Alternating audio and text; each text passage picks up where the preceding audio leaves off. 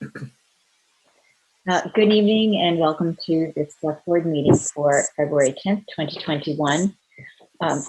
As our preamble usually goes, on March 12th, 2020, Governor Baker issued an executive order suspending certain provisions of the open meeting law that enables public bodies to meet remotely on a platform such as Zoom. And in addition, our meetings are televised. The information on how to access meetings, but also how to watch on television or stream on Milton Cable Access is also on our meeting agenda. I have with me this evening members of the board, Katie Conlon, Michael Zulis, Richard Wells. We're waiting for Arthur Doyle. I expect him momentarily. And our town administrator, Michael Dennehy.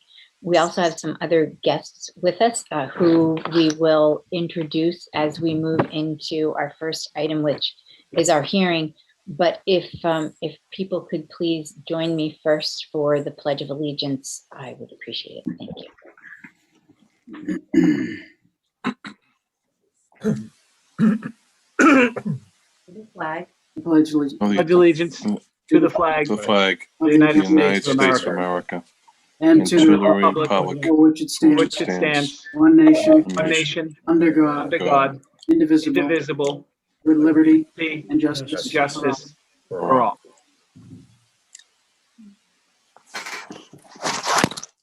And just to make note, public comment will take place after the hearing. Thank you. The Select Board, as the licensing authority of the town, holds this hearing on the application received on December 14th, 2020. The application seeks the approval for a transfer of indirect control of RCN Telecom Services of Massachusetts, LLC, from Radiate Holdings, LP to Stone Peak Associates for LLC, pursuant to MGL Chapter 166A, Section 7, and 207 Code of Massachusetts Regulation 4.01 at Sequentes and applicable federal law. RCN's FCC Form 394 cable license transfer application has been available to view upon request at the Select Board office. No public inquiries were made. The issuing authority will consider the proposed change of control based on review of applicant's managerial, technical, financial, and legal ability to operate the cable system pursuant to the existing RCN license. And actually, I do think as well that it was available online since Town Hall is not open. Mike Denny, is that correct? That's, okay, thank you. So at this time, I would like to introduce the town's special cable counsel, William Solomon. And Mr. Solomon, if you would like to make introductions. Sure, thank you very much. Yes, and why don't I just begin by introducing Tom Steele, Vice President of RCN, Government Affairs Regulatory Head, who's been with the RCN, as far as I know, from the beginning of their provision of cable services in Massachusetts, which goes back to at least the year 2000. Milton is very fortunate to have a competitor to the incumbent company, and that competitor is RCN. And you know better than I that RCN has most recently continued its build out in Milton to provide more cable service. And I know, and they'll speak about that, Milton's a very valuable, important town for the RCN business in the Commonwealth.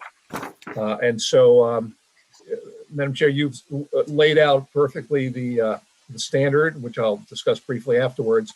But I think if Tom could introduce counsel for Stone Peak, and if both Tom and counsel can discuss why this proposed transfer of control of RCN to Stone Peak Infrastructure Partners meets the criteria you set out, and as importantly, what that means for Milton, its residents, its cable subscribers going forward. So with that said, Tom Steele. Thank you, Bill. Yes, and I think, we've had some pretty good results from our expansion. So thank you. In 2010, RCN was ownership transferred to an investment company, Every Partners in Boston, and they brought a management team called Patriot Management. And in 2017, they started another investment company, TPG, our current owner, and they kept Patriot Management team in place. So there's a lot of continuity. Now we're in 2021, and we're yet another investment company is buying the ownership interest in RCN and our other systems, and they have already are making a contract with Patriot Management to stay in place as well. So Mike Nielsen will explain to you what Stonepeak's interests are and how they get it to be. And we're pleased to say that the team is still going to be here going forward, including me. So with that, I'll introduce Mike Nielsen. Thanks, Tom. So I'm Mike Nielsen. I'm a partner at a little law firm in DC, and I represent Stonepeak. And look, we've submitted some voluminous materials, and rather than walking through those materials, just let me spend a minute or two saying kind of what I think the transaction means and why I think it meets the criteria. So first of all, from the perspective as RCN's franchise authority, the transaction doesn't change anything at all, right? It is an indirect change of RCN's ultimate parent company from one investment company to another. RCN is still going to be around. RCN is going to still be responsible for compliance with the franchise agreement, and RCN is ultimately who you're going to be dealing with. And so what that means is that both in terms of financial and technical expertise, and legal expertise or qualifications to hold a cable system, you can look to RCN.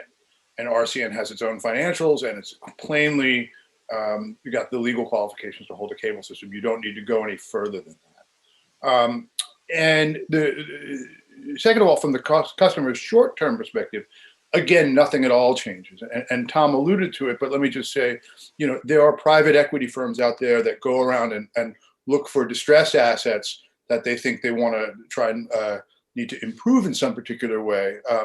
Stonepeak's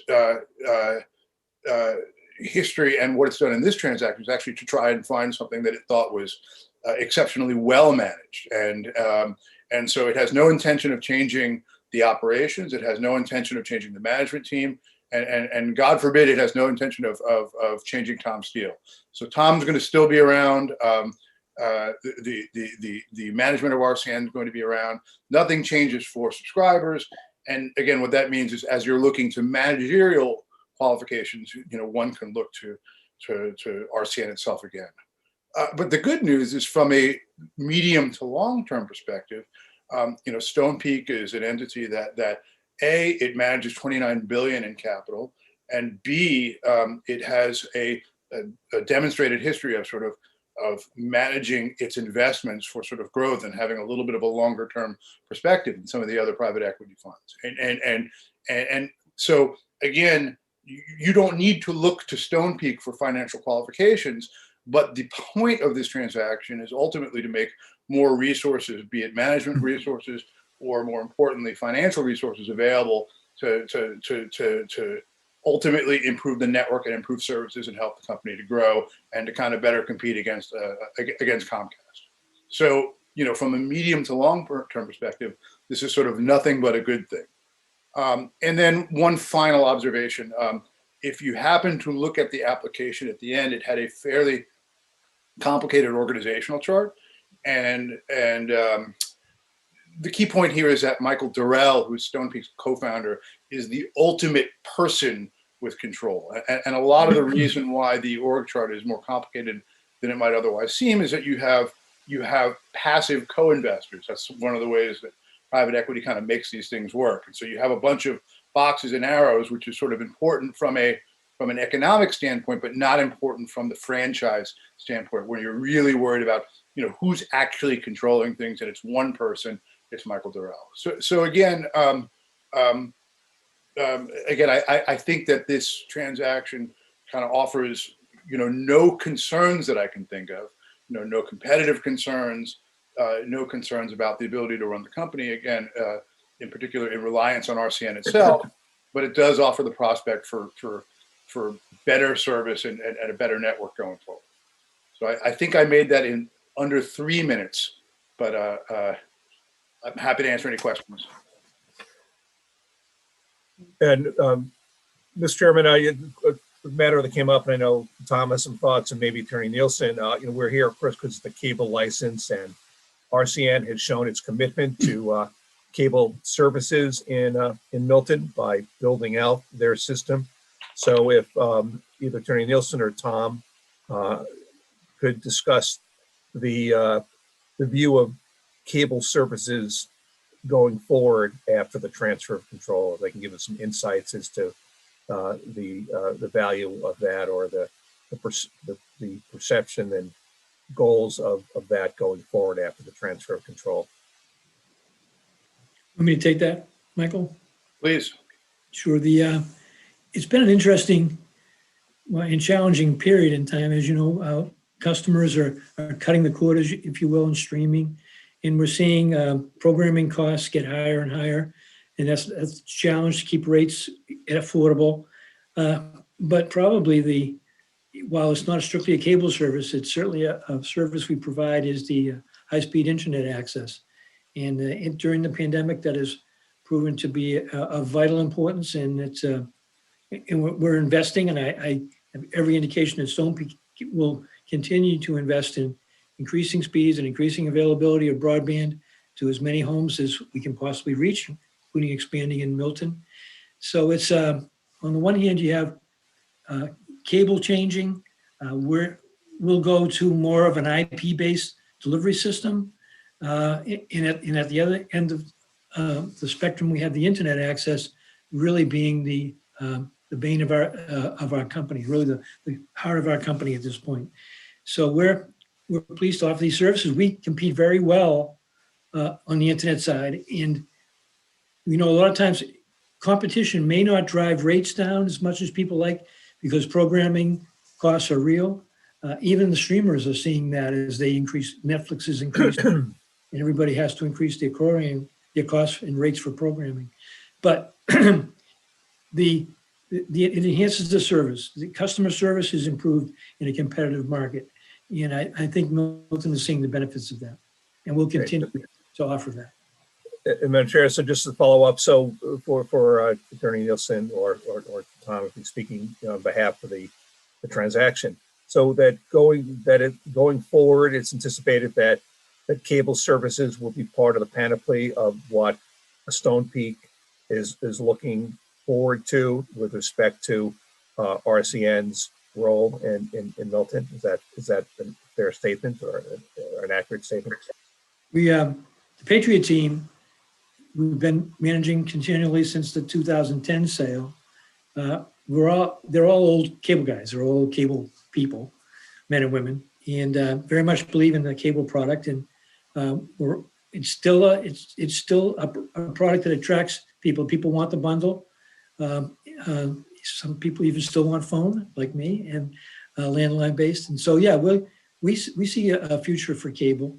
I think as programs costs go up on the streaming side, people might see a benefit to our bundle. Our bundle might get slimmer and more pointed for people's needs. So I'm not ready to say cable's dead yet. I think cable's going to be going and thriving. And I know Stone Peak has no cable companies as such in their full in their business background, but I think they're looking forward to having us as part of their mix. Thank you. So if I could just ask, so at this point in time, is it a fair statement to say that cable television service is part of the plan and goal of RCN under the control of Stone Peak going forward? At this time, cable service is a part of that plan and that goal going forward. Is that an accurate statement? I think so, especially to the extent that Stone Peak looks to the management team for a direction in terms of business development and the like. But Mike might want to add one caveat to that.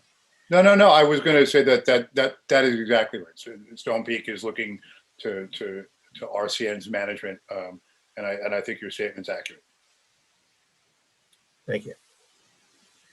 If I could ask one other question, just on the financial transaction, if you could briefly just describe Attorney Nielsen, as you have so well before, in layman's terms, on how is it that Stone Peak is financing this transaction?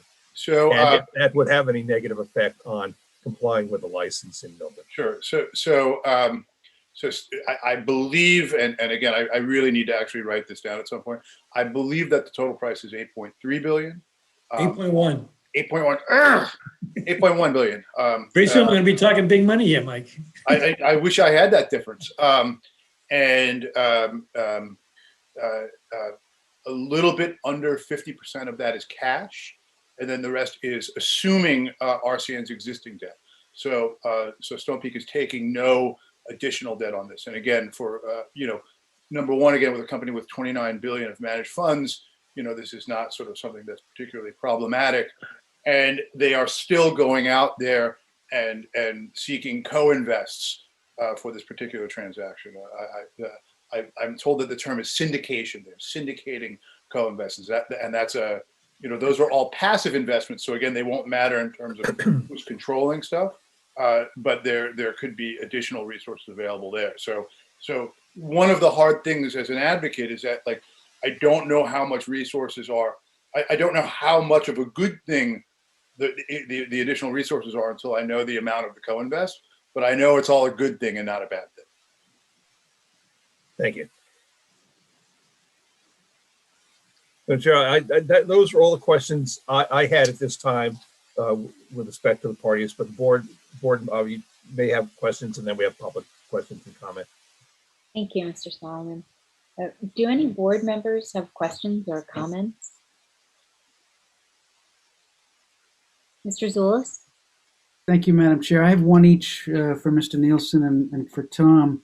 Mr. Nielsen, I think in the under 3-minute presentation and in the more than 3 minutes worth of reading that you provided, you tick through the 4 aspects of the standard of review here: management experience, technical experience, financial capability, and legal ability to operate the system. So I think it seems like you've met the standard in what you've provided. Do you have any background on Mr. Durrell that you could give us? Quick background on him, and I hate to put you on the spot, but he's the ultimate owner here. You are the first person to ask this. Let us get you his bio. Okay. I think I am a small enough person that it's not Mr. Durrell himself who hired me. It's 10 or 15 levels below him. So I can't tell you all about him, but I can get you his bio if that's helpful. I usually go to the top of the org chart just to see who's, as someone I used to work with used to put it, you want to find out who's, you want to have one neck to choke, one neck to choke. Who's the neck here to choke if there's a problem. Again, I don't mean to, I think that's a totally fair thing to think. But the history of the way that these guys do things is that on everything but the most strategic kind of high level stuff, you're still looking to John Godovan and the Patriot Media team. So it is, again, I don't mean to diminish your question, but it is hard for me to imagine a set of circumstances in which Durrell is sort of doing something that is of interest to you guys. It's almost to the point of a curiosity as much as anything else. So okay, well we'll get you a bio. And then Tom, what you've been putting out in the last year or so, that's still coaxial cable. That's not fiber. Is that right? It's fiber until we get close to the home. Then it's coax, but it's not fiber to the home. But it's the network is largely fiber, but close to the home, it's coax. And it is able to deliver on the service levels we need. Thanks, Tom. Thank you, Madam Chair. Mr. Zulus. Do any other members have questions? I just have a question, which is kind of what happens if the closing date doesn't happen as planned? Does that matter at all for the licensing agent, or? So So we are going around in Massachusetts and Pennsylvania and lots of other places and seeking consent from the local franchise authorities. We are seeking FCC consent. We are seeking state PUC consent for the telephone business that they have. We expect to get them all in second quarter of 2021. But the way it's worked is that sort of until we get a sufficient number of approvals, we can't close.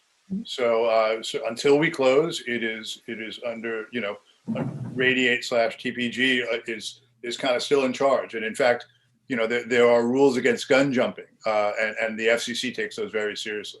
So until it closes, it hasn't closed. Thank you. And Madam Chairperson, will in the if the board approves the transfer control, we in the transfer document will make clear that it's effective only upon the closing, and we'll deal with some of the timing issues that you raise. Thank you. Good point. All right. Let's see what if there people wish to speak to this. At this time, I'd like to invite the public to make comment if they wish. And you can do that one of two ways. If you go down to the bottom of your screen, and you can then raise your hand. If you're not using a computer and you're using a phone, you can press *9 to raise your hand. And then when you're recognized, you can press *6 to toggle on and off mute. I'll give people a couple of moments to raise their hands, because sometimes it does take a moment or two to get that. I will note that again that we haven't had anyone contact the office, the select board office on this matter. So. All right, I do not see anyone who wishes to speak or ask a question. So thank you very much. Just in case, are there no final questions or anything? Just checking again from the board. Okay. Mr. Steele or Mr. Nielsen, Attorney Nielsen, if you'd like to make a final statement, we'd be happy to hear it. I've probably said more than I need to say. I don't know what you think, Tom. I'm always happy to be even Zooming in Milton, and I want to thank the board for the support they've given to RCN in the past, and appreciate their support in the future. Well, thank you. And we support that recent build out.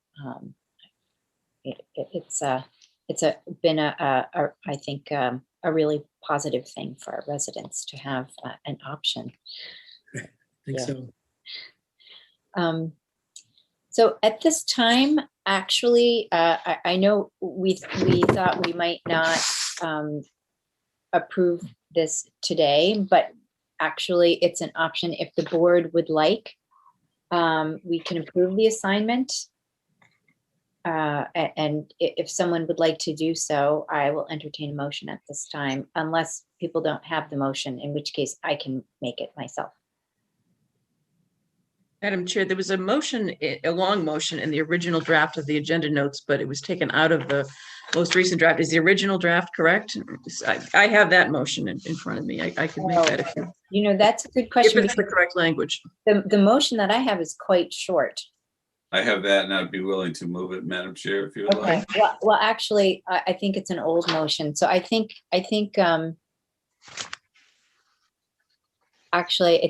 Katie, Arthur, are you talking about the one that's in the agenda notes? No, I'm talking about the one that's in the attachment that came today. Okay, if you could read that one. I request that special cable council, in coordination with the town administrator, draft a proposed transfer of control approval / document for the board's, I guess it's the meeting of today, February 10th, 2021.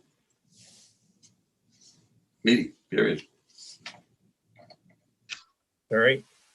The thought was, and it's up to you, but when you vote today, my original thought was for your next meeting.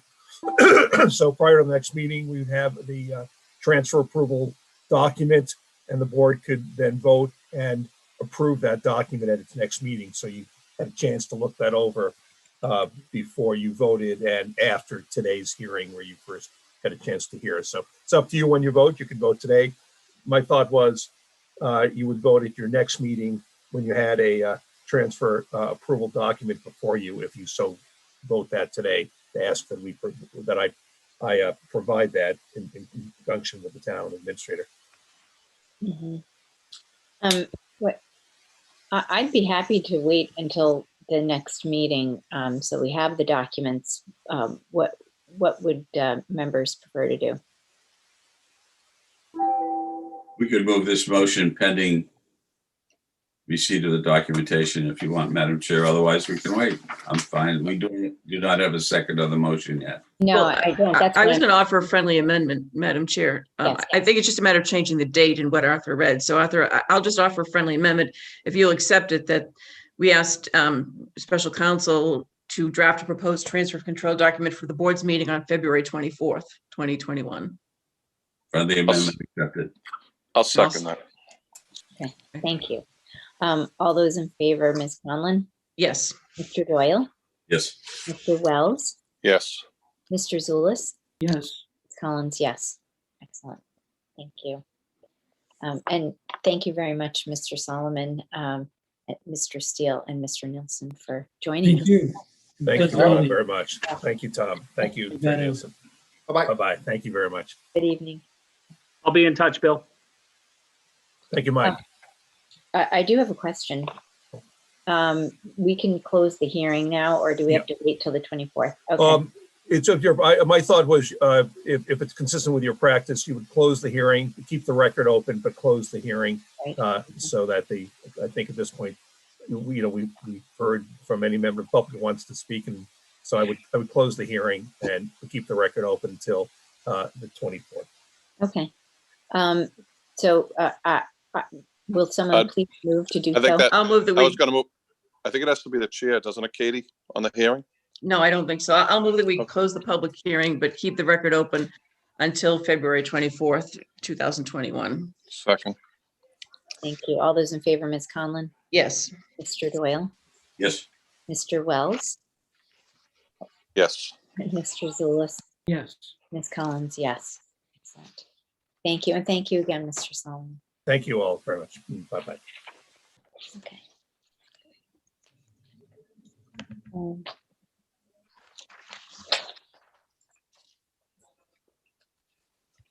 And before we move on to public comment, I would just like to note the passing of Bob Sheffield and invite the select board members to say a few words and Mr. Dennehy to say a few words if they wish. And he's, to say that he's an institution, I think is, not quite enough. I know we all have fond memories of him.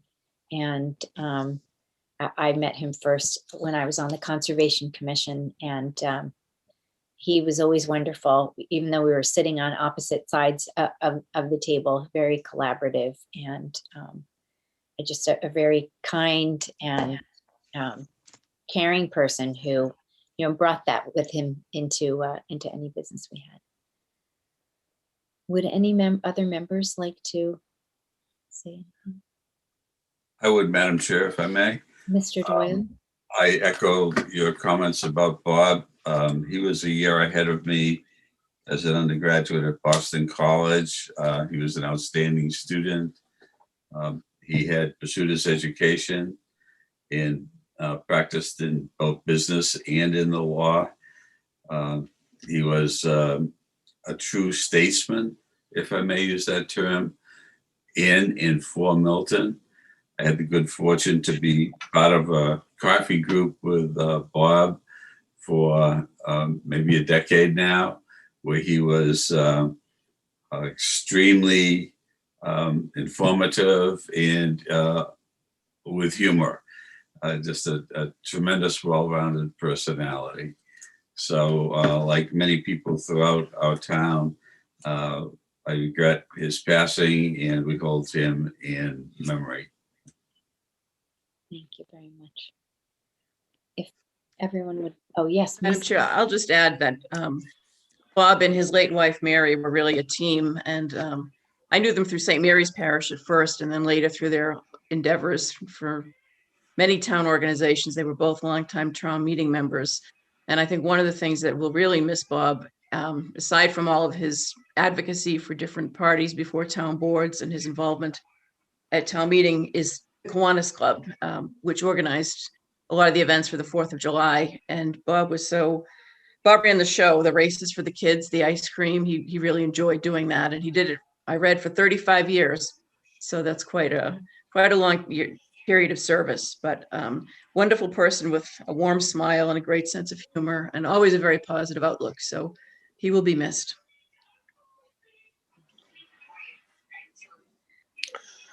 Madam Chair, just one final touch.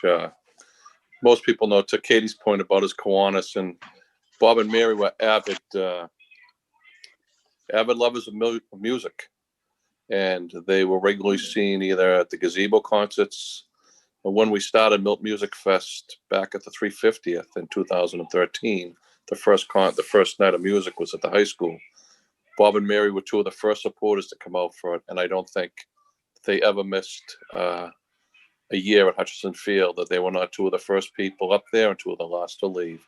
Cheers in hands, hats on, and always big smiles on their face. So I do know that Bob deeply missed Mary after she left, and I suppose we can all take a little bit of solace in the fact that they've lived a great life and that they are reunited together in heaven this night. So thank you for that. Yes. Yeah, I'll just add to what Richard said. I mean, Bob was part of the fabric of this community, and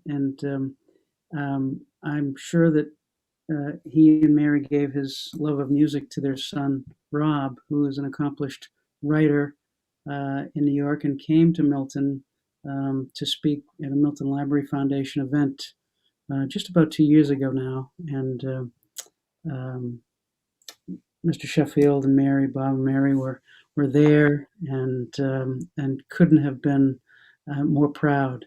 And so our hearts go out to Rob and the rest of the family, and he certainly will be missed. If everyone would join the board in a moment of silence.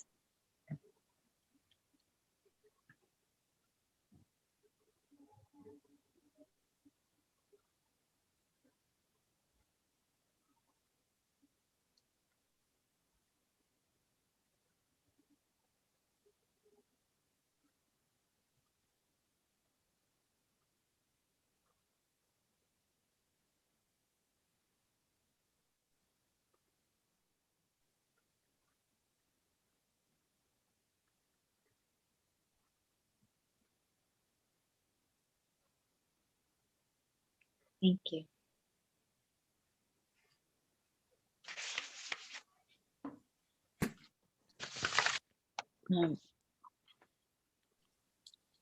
And now we will move on to public comment. And I see one hand already. I'm just going to repeat. Hillary's putting that up. Thank you, Hillary. Again, for raising your hand, if you go to the bottom of your screen and click raise hand, and if you're on your phone, *9 to raise your hand, and then *6 to toggle on and off mute. And if people who wish to speak could please give their name and their address. And we have Mr. Corcoran. Welcome, Mr. Corcoran. Thank you, Madam Chair. Can you hear me? Yes. Thank you. I'm on my on my phone because we're having a little bit of internet difficulty here. But thank you. I'm raised my hand for two purposes. One, to echo the board's sentiments regarding Bob Sheffield. You know, every town has a guy that guy you go to in the land use and permitting area. I suppose that Marion McKettrick and I are now the guys, if you will, the guy and the girl doing this in Milton now. But Bob was the guy for a long time. He was an institution. He was involved in significant projects. He brought a sense of grace and wisdom to everything he did. Someone that I looked up to as I was learning this part of the profession.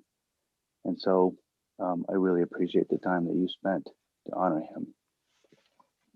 Thank you, Mr. Corcoran. The second purpose of raising my hand is, you know, I've submitted a letter to the board in support of the board's consideration of the project eligibility application for 652 Canton Avenue. I know you'll be taking your comment letter up with the Mass Housing later in the agenda. I just thought to highlight a couple of items. One of the things I think is critical here and really needs to be focused on by Mass Housing is whether or not the comprehensive land holdings, the Tamposies, have adequate site control in order to be able to move forward on a project at 652 Canton Avenue. 652 Canton Avenue abuts 648 Canton Avenue and has access to Canton Avenue via Mergewood Road. Those Mergewood Road and the properties on Mergewood Road were created by special permits granted by the Board of Appeals in the 1950s as alternatives to the new subdivision control law. It is clear from those permits that access to Mergewood Road was limited to single dwellings on large lots containing approximately 3 acres each. Most of the lots on Mergewood Road are 3 acres or more. The 652 is 3.01 acres. It's just over 3 acres, and its development was authorized by an amendment to the 1955 special permit. I've provided copies of those permits. I've provided copies of those plans, but it's clear from my reading that, and we are prepared to challenge any access control in court, that the developer does not have the right to pursue independent development of 652 Canton Avenue because it does not have the right to access Mergewood Road for any purpose other than a single family dwelling on that lot. That pushes them to the issue of a substantial change to 648 Canton Avenue because they would necessarily have to share a driveway access through 648 to get to Canton Avenue. I think those are significant grounds to push Mass Housing to re-review deny site plan site eligibility for 652 as an independent project, and ought to push Mass Housing to reconsider site eligibility for 648, because if the developer proposes to pursue 652, the projects are necessarily joined. It's a massive, substantial change associated with the 648 project, and would urge this board to push that matter back to Mass Housing. Thank you. I will look forward to observing your debate later in this evening. Appreciate your time. Thank you, Mr. Corcoran. I do not see any other hands raised.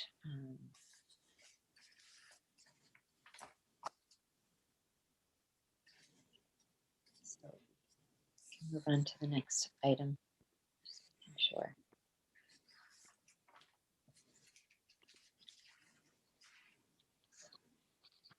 Our next item is COVID-19 update, and I think Mr. Dennehy, our town administrator, has a testing update for us. Yes, thank you, Madam Chair, members of the board. First, I want to apologize. The Mother Nature got the better of us on Sunday, and we were forced to reschedule our free COVID testing day at the Public Works Yard. That day has been rescheduled. The town is going to host that free drive-through testing day this coming Sunday, February 14th, from 10 a.m. to 3 p.m. at the DPW yard at 629 Randolph Ave. Snow is in the forecast again, and this is weather permitting, this event. Unfortunately, the DPW yard can't handle snow and ice control, as well as a couple 500-600 cars coming through as well, but I will keep the public posted. Last Thursday, we did continue our healthy journey towards a much lower positivity rate. And for the third consecutive week, Milton's numbers carried them into the yellow or the moderate risk category with a positivity rate below 3% for the first time in quite some time. So the state saw some similar progress. The state's rate fell from a little over 5.5% to nearly 4.3%. And at that time, last week, there was still 153 communities in the state that were high risk. A 20% reduction week over week, but I think the fact that nearly half of the communities in the Commonwealth are still high risk communities, it echoes the point that our health department and Director Kinsella has been saying, that the virus is still in our community. We need to continue to mask up and follow CDC guidelines and help stop the spread. So with any luck, we will be able to host that COVID testing day on Sunday. Regardless of whether that takes place or not, we are also scheduled for the following Sunday, February 21st, also at the DPW yard from 10 a.m. to 3 p.m. So hopefully we get both of those days in. The last event we held was, seems like quite some time ago now, and we saw nearly 1,000 people come in to get tested. So great event, great to help stopping the spread in our community, and we hope that Mother Nature accommodates us this week. Very briefly, just to touch upon the vaccination program that's being administered at the Council on Aging by the Health Department. Very coordinated effort. Yesterday, 70 second doses of the vaccine were administered to predominantly the town's first responders. 80 first doses were given today to 75-plus-year-old residents and healthcare workers. And the Council on Aging is doing an outreach program to our elders through their newsletter, trying to help them register for vaccination programs, whether it's at the Council on Aging, where there is currently a waiting list, or at some of the larger venues like Gillette Stadium. So Director Kinsella and Council on Aging Director Stanton have asked if any seniors in the community who fall into that phase 2 priority category are having a tough time to call either office, Health Department at 617-898-4883, or the Council on Aging at 617-898-4892, and someone will answer the phone and help you schedule an appointment as necessary. Thank you, Madam Chair. Thank you, Mr. Denny. Actually, I was wondering, does that also apply to people who are, in that phase, but not elders, people who have 2 or more comorbidities, or could they get help setting up an appointment, even though they probably can't go through the COA? Yeah, I don't think they're taking that group yet, that priority group. I spent some time there last Tuesday scheduling second doses, last Wednesday, scheduling second doses, and those that I met were seniors 75 years or older, or healthcare workers, direct, either frontline or indirect healthcare workers. I was posed that question, which I redirected to Director Kinsella, and at that time, as of last week, unless new guidance has been administered by the governor, I know he did release some information today that caregivers to 75 plus may also qualify if the 75 plus adult is being administered. But at this time, I don't think the comorbidity is part of that phase 2, but can certainly follow up and check with the director. Okay. Well, no, I was just wondering if they were helping people get appointments, say at Gillette or something, but we can follow up on that later. Yeah, they are. The Council on Aging folks have been helping coordinate some appointments at Gillette. Madam, Yes. Mr. Wells? Oh, mute. Thank you, Madam Chair. I just want to follow up on Mr. Dennehy's comments specifically with regard to Gillette. Gillette is attempting to administer 2,000 a day. It's a highly proficient operation if you've been monitoring it at all. Michael's correct that in the 75 plus category, the governor did make an allowance today for the caregivers or the caregiver to also get vaccinated. If you saw the recent press that came out today, is that there are, and I've been going on the site regularly looking, there are openings almost every day. And it's not that hard for a caregiver. Once they get into prep ward, you go to mass.gov, /COVID vaccinations. It'll get you there, and it only takes about 5 or 10 minutes to register someone, and they're highly efficient. And I think that could really help. I know all of us have got some emails from seniors who fall into that category who are, looking to get it. And the last thing I would ask, Michael, is I'm not sure if this is possible, but perhaps for those who can get registered, we were limited on vaccines here in Milton. So perhaps we could start to use our fleet in a socially distanced way, a COA fleet, for people who can get registered to shoot them out there and get them vaccinated. Just reading, the average time there is under 30 minutes from check-in to vaccination and out the door. So it's a pretty efficient operation that they're running out there. yeah, we took my mom there and it went really well. She was really happy with the experience. Arthur, Mr. Doyle? Thank you. I just want to reiterate what you said and add that the registration process, simultaneous registration process for the second vaccine inoculation is extremely efficient and smooth as well.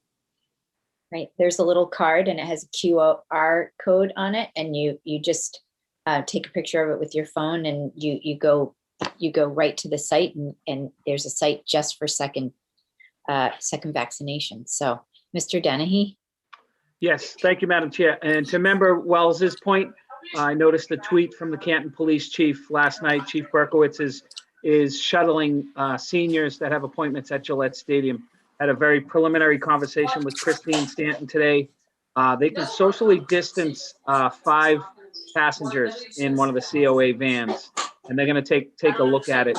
But it's a very coordinated effort, though, to run people down to Foxborough and back, understanding that some of the appointments may not be at the same time, and it may not be the most efficient model, but we're going to take a look at possibly running a shuttling program if we can. There's a lot of work to do, and I can't promise anything here now, but it's something that we started to talk about today. Thank you. One final point, Madam Chair. To anyone that is watching and listening,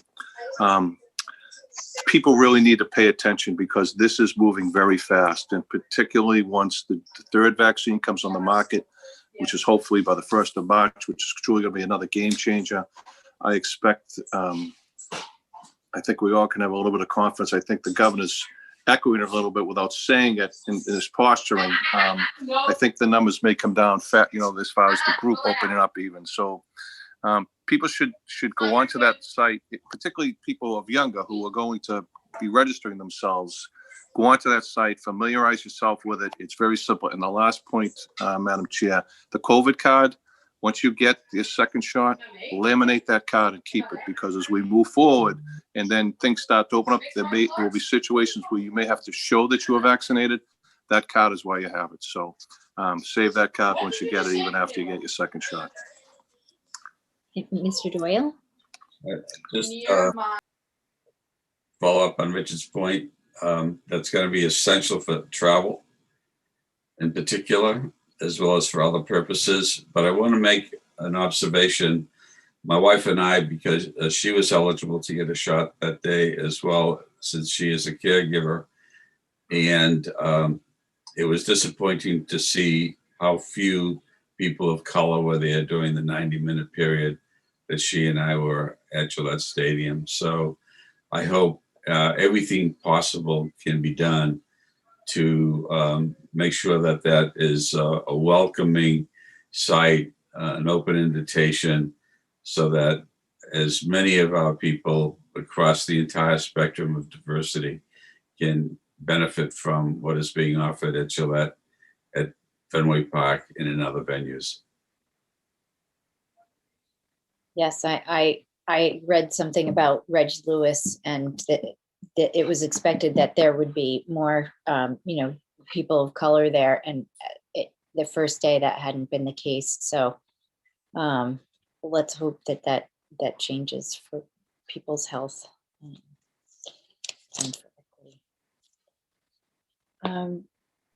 Madam Chair, one more thing. Yes, Mr. Dennehy. Yeah, to everyone's point tonight, I think the population should continue to monitor the situation.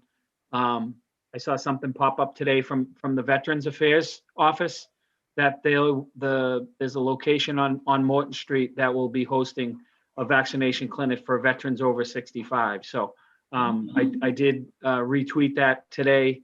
But there's stuff coming online each day that may qualify people that might not be in that phase 2 first category, which is individuals 75 or plus. So anyone that needs any more information on that, it's there. It's a 3-hour vaccination program that'll be hosted at the VFW post at 500 Morton Street on Saturday, February 13th from 10 a.m. to 1 p.m.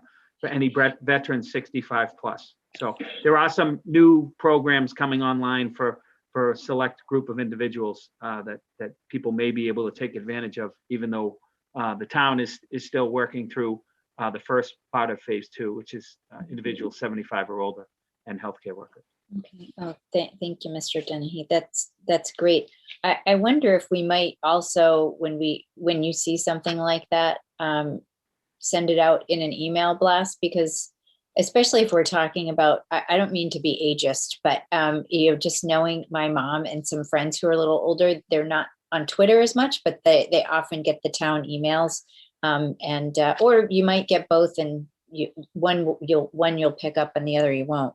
So I don't know if that's possible, but and do we have we don't have anything on coronavirus aid? No, very quickly. So Director of Finance Karen Praval has been working with Lisa Cool in the accounting office. They've identified some of the grants that have been received by the health department, and they're going to use that money first before they tap into the CARES money to help work. So currently they're doing Tuesdays and Wednesdays at the Council on Aging. Should the distribution and supply of vaccination accelerate, and the health department and Council on Aging be able to man a third shift weekly on Saturdays, we may have to come back and ask for some CARES money. But for the time being, the Director of Finance Praval and her team have identified some funding from the sources that are being granted directly to the health department. Oh, well, that's good news. Thank you. Do any members have questions or comments before we move on? Thank you. So we're on to item number 6, and I believe John O'Rourke is with us from Good Energy to discuss our energy aggregation. It's moving along.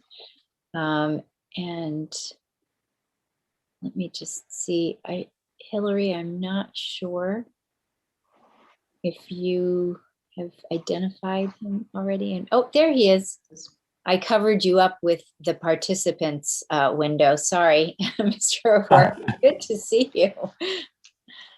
Well, thank you, Madam Chair, members of the board, and Mr. Town Administrator for letting me appear before you tonight to give you an update on the Milton aggregation program. As you know, the aggregation documents were submitted to the Department of Public Utilities in July of 2019. They just got approved in December of 2020. Part of the reasons for that During that period, they were very busy with dockets that had statutory deadlines. Unfortunately, municipal aggregation dockets do not have statutory deadlines. Every time they got busy, the aggregation documents got put on the bottom of the pile. And then, of course, in 2020, the COVID situation didn't help their expeditious handling of dockets. So thankfully, we're finally approved. I have a very short presentation that I'd like to go over, a timeline. If I could share the screen.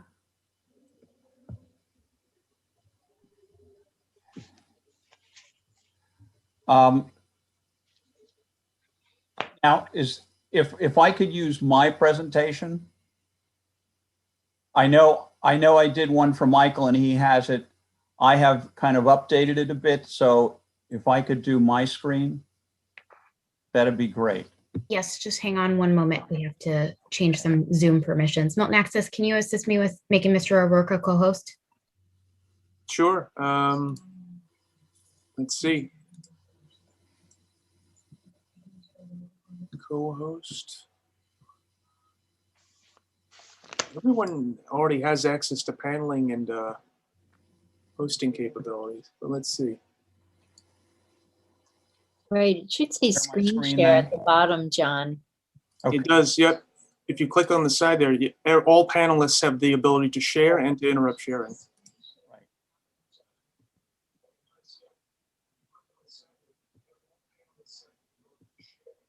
There we go.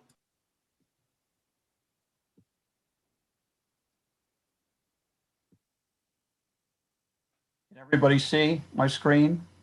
Yes. Yes. Okay. Again, this is a very short presentation that I want to run through just to give you the timeline and how we want to set this up. We've already met with Michael on this, so he knows all of this. Our whole team is going to be involved in this. Myself, Stefano Loretto, who handles most of the bidding process and dealing with suppliers. Daria Mark, who is our communications and marketing coordinator.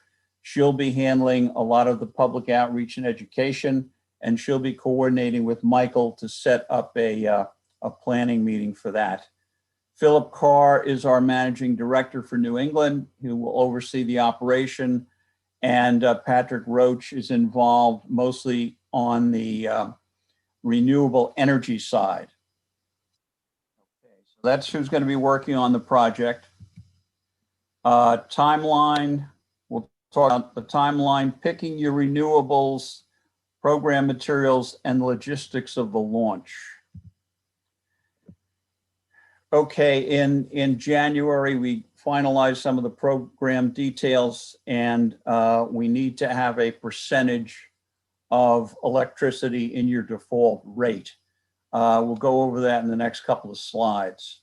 Here we are in February. We're going to develop the education and outreach materials. And again, that will be coordinated between Daria, Mark, and Michael. Review the ESA, that is the electricity supply agreement. I know that our attorney, Scott Mueller, has been trying to get together with Kevin Freitag to go over some questions that he has. They haven't connected yet, but I expect in the next day or two they will. The town needs to designate a signatory to sign the contract on bid day. Normally, towns designate the town administrator. Sometimes it's a member of the select board. It all depends on what your custom is. February 16th, which is next Tuesday, we're going to put out a request for bids for probably 4 or 5 suppliers. We have the information on your load. We're going to go out to bid, and we should get some pre-bid information by the pre-bid meeting on the 23rd. And essentially at that meeting, what happens is we look over some of the indicative pricing. we get together with Michael and whoever else wants to be in that meeting, talk about the preliminary pricing, pre-bid pricing that has come in. Then on March 2nd is bid day. On that day, we will get the final bids. They usually come in at about 12 noon. We'll open those bids and we'll make a decision on which supplier, which term to go with. Again, on that day, the signatory signs that contract, and we've done it this year electronically, so that's worked out very well. Again, we'll launch outreach and education materials during March. There will be a postcard that will go out on the 3rd of March, assuming that we have a bid that's accepted on the 2nd. The postcard is just to alert all eligible customers. Now, the eligible customers are the ones that are on the basic service of the utility. Anybody who's on the basic service of the utility will get a postcard indicating that the program is about to start and that they will be getting an opt-out letter or customer notification letter package that will be mailed out on the 12th of March. Again, education and outreach intensifies during that period between the 12th and the end of the opt-out period on the 16th of April. We do as much as we possibly can to reach all of the customers who are eligible to be enrolled. Once that period is over, enrollment takes place on the 19th, and it would be automatic enrollment for any eligible customer who does not opt out during the opt-out period. Okay, now when we did your plan a year and a half ago, we had the default product had a 5% renewable energy rate above the required amount in the state. This year, the required amount is 18%. So if you add another 5, that's 23% renewable. Now, in recent plans that we put together, recent designs, you can see that our active plans, most of them are between 5 and 10% in terms of that default product has an extra 5 or 10%. You'll see one with 11, one with 15, and the big one with 30. They happen to be in a very good market at the time for renewables. That's why they were able to go up to 30. You can see the two green lines. They are plans that have been approved. And again, Milton is one of those. Waltham is the other. Waltham's at 10%. Your program is at 5%. We have free DPU approvals for a number, and most of those, 4 of those have gone up to 10%, one's at 5%. We have one at 15%. You don't have to make, you can change that because you did make that decision 18 months ago. And this is the way your plan was written, the top line. That's the way your plan was submitted with a default of 5%, with an opt down to 0%, which means that it's an apples to apples comparison with the utility, so that people can compare that rate apples to apples. Then you have a 100% product for those people that really want more renewable energy. As I said, recent plans, basically the range has been 5 to 10%. And a lot of municipalities now want to add that third option of 50% renewable above the RPS requirement for those people that don't want to go all the way to 100%, okay, but want more than the default product. And then, of course, you do have that opt down to 0% for those people who think that the RPS requirement is enough and they just want the best economics in the product. All of our renewable energy comes from local sources. We get our renewable energy certificates from Green Energy Consumers Alliance. They are the gold standard in Massachusetts. And this map shows that where their projects are in New England. Again, most of them are in Massachusetts and Rhode Island. They do have a couple up in Maine and New Hampshire.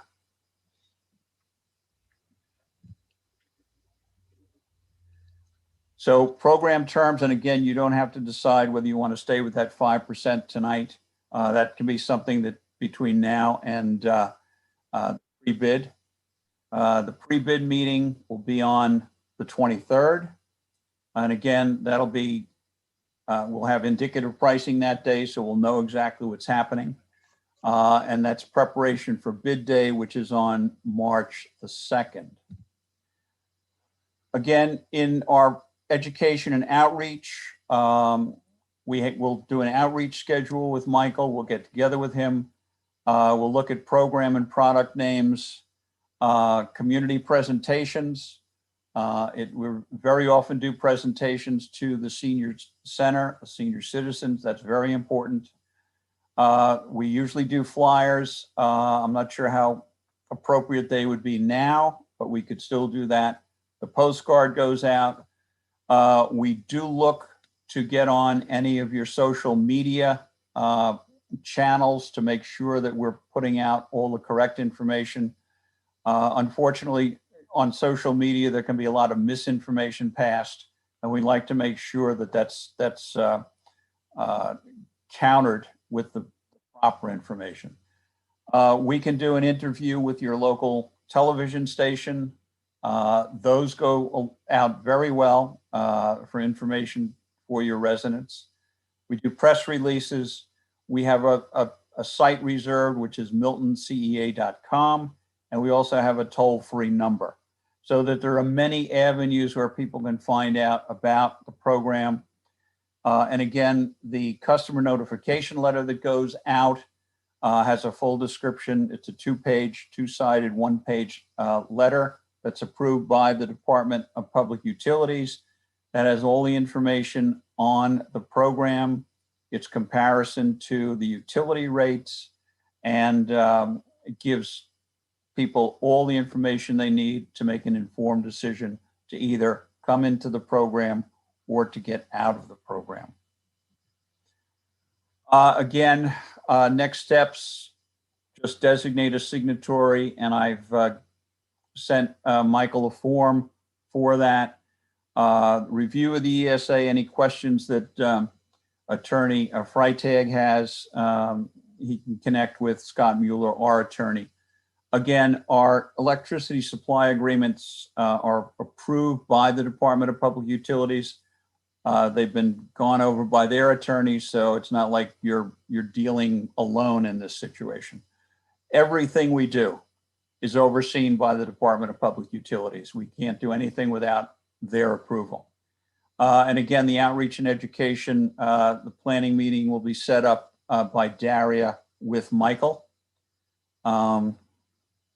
And let me just go back to the schedule. Anybody have any questions on the timeline?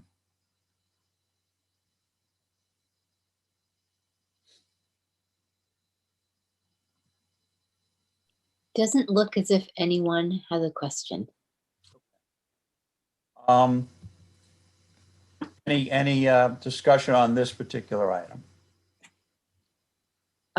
I'm wondering if for some reason we decided that we wanted to change that default product, how that decision is arrived at, and then what steps do we need to go through to make that change?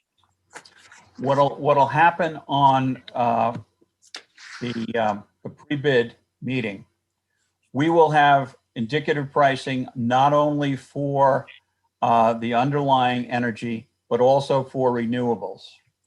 Lately, the renewables have come out, have priced out at about 0.2 cents for every 5%.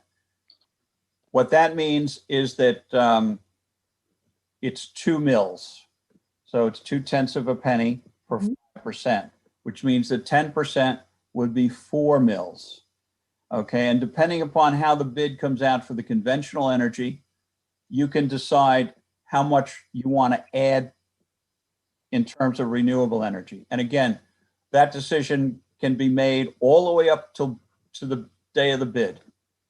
Okay, you'll have an idea of where you want to be. It'll all depend on the pricing of both the conventional energy and the renewables. But as I say, right now, the RECs that Green Energy Consumers Alliance is pricing, they're priced at about $40, okay, per megawatt hour, which again comes down to about 2/10 for 5% more. Okay, and that's not a decision that you have to make now. That's again, that can be held up until bid day if you want. Thank you.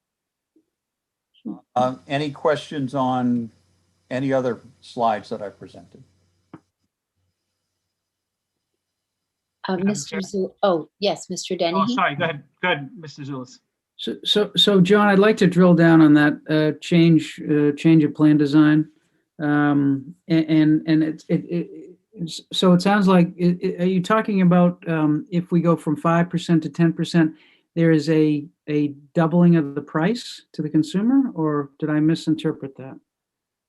Well, let me take an example. Let's say the price for the 5% default product was 10 cents. Right. Okay, point 100. Yeah. If you went to 10% with the pricing right now, that price would be 0.102. So you're talking about 2/10 of a penny, 2 mils. And so if it's $40 a megawatt hour at 5%, what would it be at 10%? I can't do that. I can't do that math, but I don't know if you knew it off the top of your head. It still stays at that $40. It's how much you want to add to that default. So in other words, in 5%, you're talking about 2 mils to the conventional bid, whatever that might be. With 10%, you're talking about 4 mils. So it's 2/10 of a penny more. Okay, so per megawatt hour, 2/10 of a penny per megawatt hour? Per kilowatt hour. Per kilowatt hour. Okay. Kilowatt hour, yeah. So the only price increase if we go from 5% to 10% is 2/10 of a penny per megawatt per kilowatt hour. Is that based on the pricing now? Okay, fair enough. Okay. So it's negligible. We're pretty sure that's going to hold for your bid as well. So it's negligible. It is, yes. All right. And what is the cost, if anything, of adding the third option, the 50% option? Well, there's no cost to it. It's just that it gives your residents another option. So what's the downside of? There's a negligible cost increase from going to 5 to 10%. What are the other downsides, if any, of going from 5 to 10% and adding that 50% option? There aren't any. It's just what you want to offer your residents. And this would offer them more, seems to me. It would offer them another choice. And again, we find this has become a very popular option because you have towns that say, yeah, I know we have a certain number of people that want to go to 100%. And I know we have a certain amount of people that don't want to pay anymore, so they'll go to 0%. But we really want to we really want people in the middle of those two extremes to be given a choice. Okay. That's why that 50% comes in. And that's been this bottom model has been very popular recently. And what's the mechanism for us to change from our current model to the bottom model? Is it a vote? How do we do that? Well, your plan is written very flexibly so that we can do that without a lot of problems. We just have to inform the Department of Public Utilities that you've chosen a third optional product. and chosen, and if we do to go from 5 to 10%. Right, yes. Again, the program is written where it says you expect to have 5%, but you could have more if you wanted to. So we keep that very flexible. So just by saying you want to do it, you can do it. And then we just let the DPU know that you've done it. That's all. Thank you, John. Yes. You're welcome. Thank you. Mr. Dennehy? Yes, thank you, John. John, very informative. Could you just talk about the opt-out? It looks like there's about 6 weeks between the postcard being received and people being able to opt out. Yeah, essentially the exact opt-out period is 37 days with the mailings on both sides. Again, before, once the bid is accepted, okay, we start outreach right away. So essentially you're talking about virtually March 3rd to the 16th of April, which is about a 6 week period. But even before that period, like later on this month, we'll want to put out some press releases to let people know that what's coming. There should be an announcement. We'll give you a sample announcement to put on your website so that people know about that. If your senior, your Council on Aging has a newsletter, we'll put something in that for seniors, okay? Any channel that you want us to go on to inform your residents, we want to get onto so that we can get the correct information out there about the program. Okay. Thank you, John. Questions? Let's see if there are any other questions. I don't see any other. Oh, yes, Mr. Zulus. Sorry, can I just go back to that plan design just for a minute? And John, do we need any other information in order to make that change to the lower plan, the 5 to 10%, and adding the 50% option? Do we need any more information? Well, again, for the pre-bid day, we will have pricing on those recs, so we'll know exactly. It may not be 2 mils, it may be 1.9 mils. Right. No, I understand, but we need to make that change prior to bid day, right? Yes, prior to bid day. But Okay. you have time. Let's see, our schedule is. Well, I was going to suggest, John, I was actually just going to suggest, we're learning or listening about the topic now. So it's of moment now to consider and make a decision. However, it's not on the agenda for approving that change. So I guess what I would do is ask Madam Chair to put it on the agenda for our next meeting to consider that change. And then, John, if there's any more information we need, doesn't sound like there is, but if there is, then I'd ask to have that prior for our next meeting. Mr. Dennehy?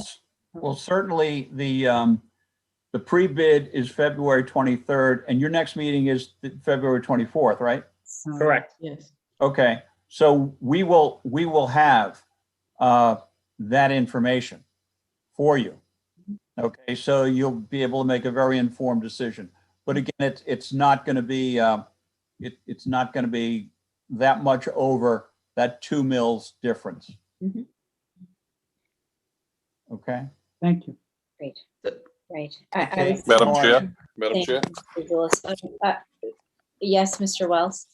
just point of reference that if we have to Mr. Zulis's concerns, the 22nd is the special town meeting. I imagine we could have a quick meeting if we had to that night and vote it that night. Thank Just you. a thought, just as an option, I just. Right. Well, since the 23rd is just pre-bid and not bid, it sounds as if the 24th is fine. I think that's how I'm understanding it. It's by bid day that we have. You could hold off your decision until bid day if you wanted to. Right, but we don't have to. We can do it on the 24th. But but I was thinking the same thing. Mr. Dennehy, you had wanted to say something before. Is there? No, Mr. O'Rourke picked up on our next meeting date, and I just wanted to make sure that it coincided with the execution, should this board want to take that up. Thank you. Thank you. Okay, so if there are no. Madam Chair, my question was the same, but I also just wanted to say good evening to John. John is used to being on our side of the board because John was the chair of the select board in his town of Conway, Massachusetts. Mhm. And John and I, until recently, served as members of the board of directors at the Mass Select Board Association and the Mass Municipal Association. So we both stepped down, but John, nice to see you again. And thank Good you to for all of see your you too, efforts Kate. on behalf of Milton. Oh, you're most welcome. And I certainly miss those meetings. Yeah. I do too. Well, thank you. If there are no other questions, thank you, Madam Chair. Thank you, members of the board and Mr. Town Administrator. And we will be in touch shortly to move the program along. Excellent. Thank you, Mr. O'Rourke. I hope you have a good evening. Thank you, Melinda, Madam Chair. Have a good night. Thank Good you. night, John.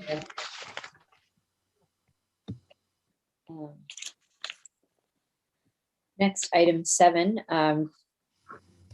to consider whether to authorize the chief procurement officer to issue on behalf of the select board an invitation for bids related to procurement documents for construction of the new animal shelter. And we should have Mr. Zerwinski there. He is. Good evening, Mr. Zerwinski, and thank you for joining us.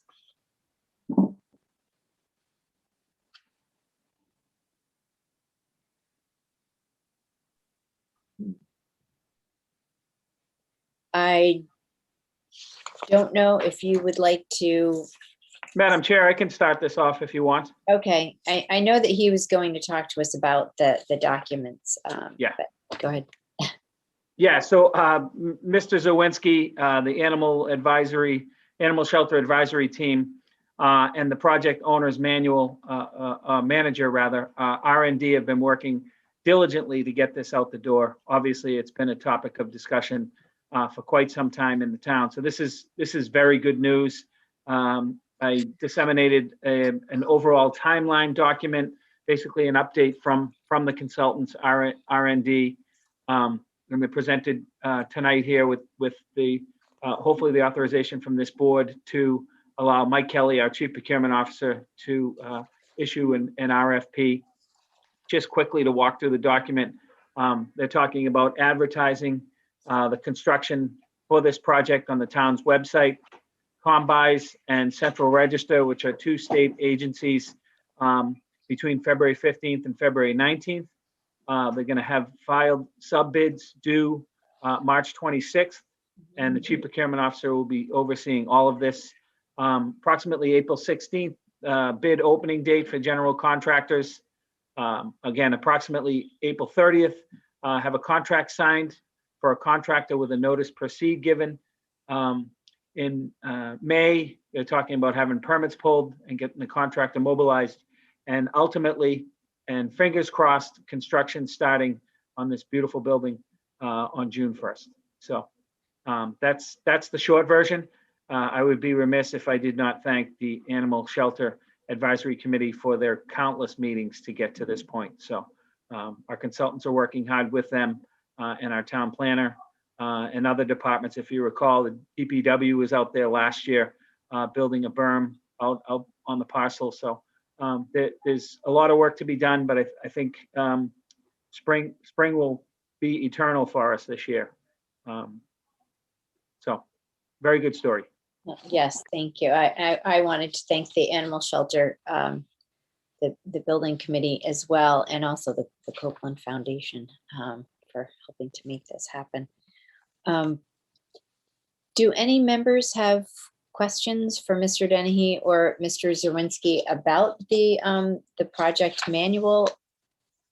I know that we got an electronic copy that was very large and didn't know if people wanted to ask any questions. I did speak with Mr. Zerwinski earlier today, and he said it was in good order. Yes, Mr. Dennehy? I do see Paul Hogan, who's a member of the consulting team. I don't know if he would like to speak or if he's just here to listen to the agenda item, but I do see Mr. Hogan, who's been working diligently on this project. Okay. Yes, Mr. Hogan, if you would, there you are. If you'd like to say a few words, please do. The board would like to hear from you. Yes. R&D Consultants, Inc. is pleased to be working with the Animal Shelter Board in the town. And I think that we've had good progress. We've had close communications with the architect firm and John Flynn to produce this manual. The architect actually produced the manual. Mr. Flynn and R&D in concert with the architects did a lot of editing. So we finalized it, and we are pleased with the schedule that Mr. Dennehy announced, because I think this project's been around a long time, and we'd like to take advantage of the season. And I think that everything is teed up. There's been a lot of hard work. R&D, we're late players in the game. We just came on board, but we're looking forward to getting out there on site. Brian Murray is a certified Massachusetts engineer, and he's very talented at R&D. He's been working on the project and put most of the hours in for us. He will be available as well. And we've had good meetings, positive meetings with Tim and John Flynn and the architects and the committee. And we're looking forward to get going. That's excellent news, Mr. Hogan. Thank you. Do members have any questions for Mr. Hogan or comments? Okay, thank you very much. So I will be happy to entertain a motion. I'll move. We don't have a draft motion, but I'll move that we approve the invitation for bids for the construction of a new Milton animal shelter. Oh, okay. I have one on the second page to authorize the chief procurement officer to, it's not on the draft I'm working from. All right, I Okay. see it on the screen. All right, let me correct that then, Madam Chair. I'll move that we authorize the chief procurement officer to issue on behalf of the select board an invitation for bids and related procurement documents for the construction of a new animal shelter. Second. thank you. All those in favor, Ms. Conlon? Yes, and thank you to our old friend John Flynn for all of his work. He was excellent to work with. He's still on the case. Not old, familiar. Familiar. Mr. Doyle? Yes. Mr. Wells? I'll abstain, Madam Chair. Mr. Zulus? Yes. Ms. Collins? Yes, Mr. Wells. I note that you're on the board for Copeland, and we should let people know that. Thank you. Thank you. Well, again, Mr. Hogan, thank you so much for all of your work and for joining us, and we're glad you're on the team. Thank you. It's a pleasure. Have a good evening. You too. Thank you. We're actually going to jump to item 23, which I know is highly unusual because it's topics that the chair did not anticipate would be raised. I think everyone saw a grant request for the town of Milton to cooperate in a grant request with the town of Quincy and also both of our chambers of commerce. And we also received a letter of support from our chamber of commerce. And we do have Mr. Zerwinski here to speak to this. If he's able to, if not, I can. Yeah, I'm here, Madam Chair. Okay, hello. Can you hear me? Yes. Thank you very much, A, for taking this item out of order, and B, taking this item in the first place. Just to give the board a little bit of background, as folks are probably familiar with, there's a lot of help that the Commonwealth is trying to provide to communities through the COVID-19 public health emergency. And so this is a program out of the Massachusetts Office of Business Development. It's called a Regional Pilot Grant Program. And what it's designed to do is to help municipalities on a regional cooperative basis help their business communities. And this is a program that actually flew under the radar, I think, for a lot of municipalities. But this is something that City of Quincy actually sort of caught wind of last week and very quickly tried to get in touch with us to partner up on a grant application. Basically, their proposal is to work with us as a town and our respective chambers of commerce to procure some consulting and technical assistance services to help businesses develop their e-commerce and web presence. Again, as everyone I'm sure is very aware, there's a lot of shopping going on, and a lot of that is going on online. And we want to give our businesses the best opportunity to really beef up their e-commerce capabilities. And so this is an opportunity that was presented to us by City of Quincy. They've done all of the legwork, quite frankly. The deadline for this application was actually this afternoon. And so it was a really kind of really imperative that we kind of firm up our support and our understanding of the program and get an item on the agenda for the select board to approve this partnership with City of Quincy. So my understanding from our friends in Quincy is that they've been able to get an application in to the Commonwealth. I wrote a letter from my department to the Office of Business Development saying that there would be this vote tonight. So if the board votes to approve this partnership and to approve this grant application, we'll get a formal letter of support over to the Commonwealth as soon as we can, and then cross our fingers. I think it's a really kind of fortunate little quirk of town government that we got this opportunity, and it'll be a nice thing for our business community. I'll just remind the board that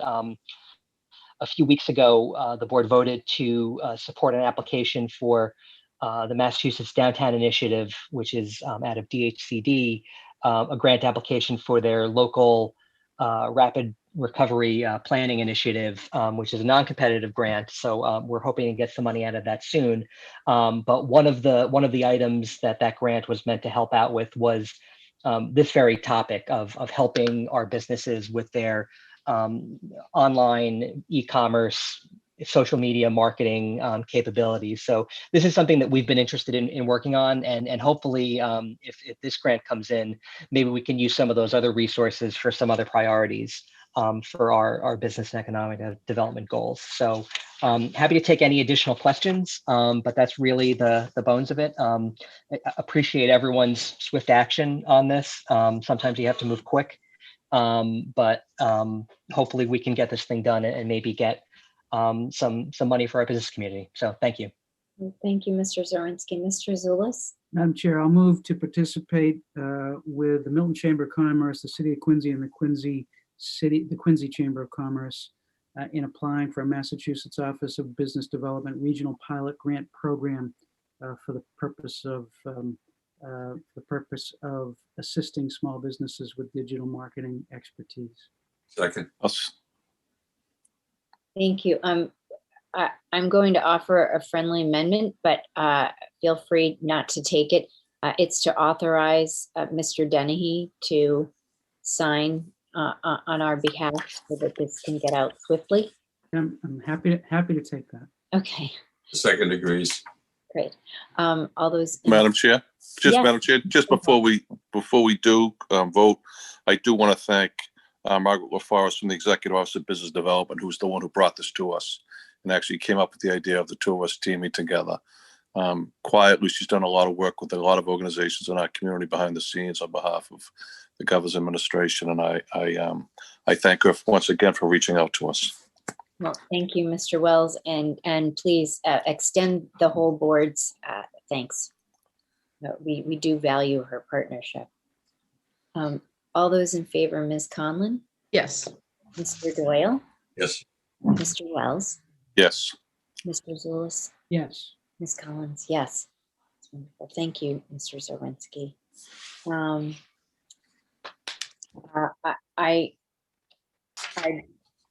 I don't know if you had planned to stay for our next item, but it is the PL response letter for 652 Canton Avenue. I'll stick around. Okay, thank you. I thought that perhaps we might have some questions.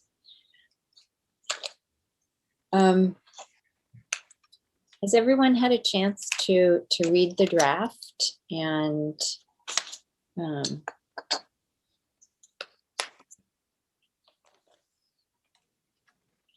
do people have any comments they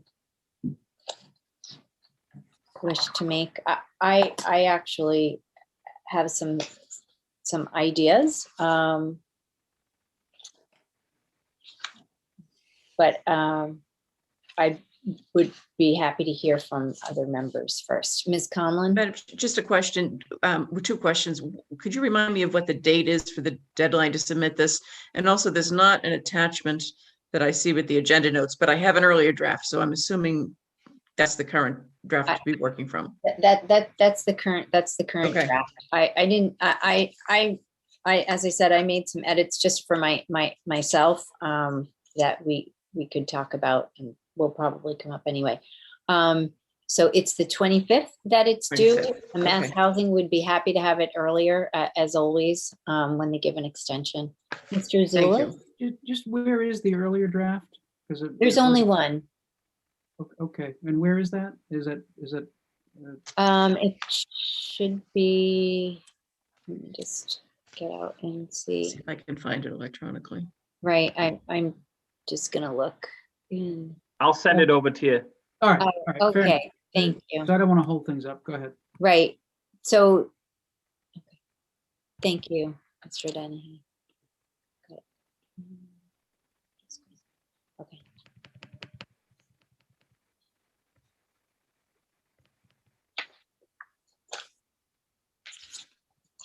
So do people have comments they'd like to make?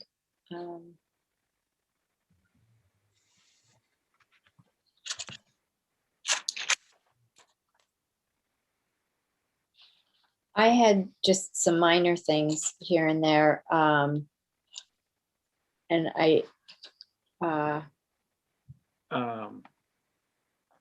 She took Jack to hockey. She'll be right back. Oh, sorry. no, that's okay.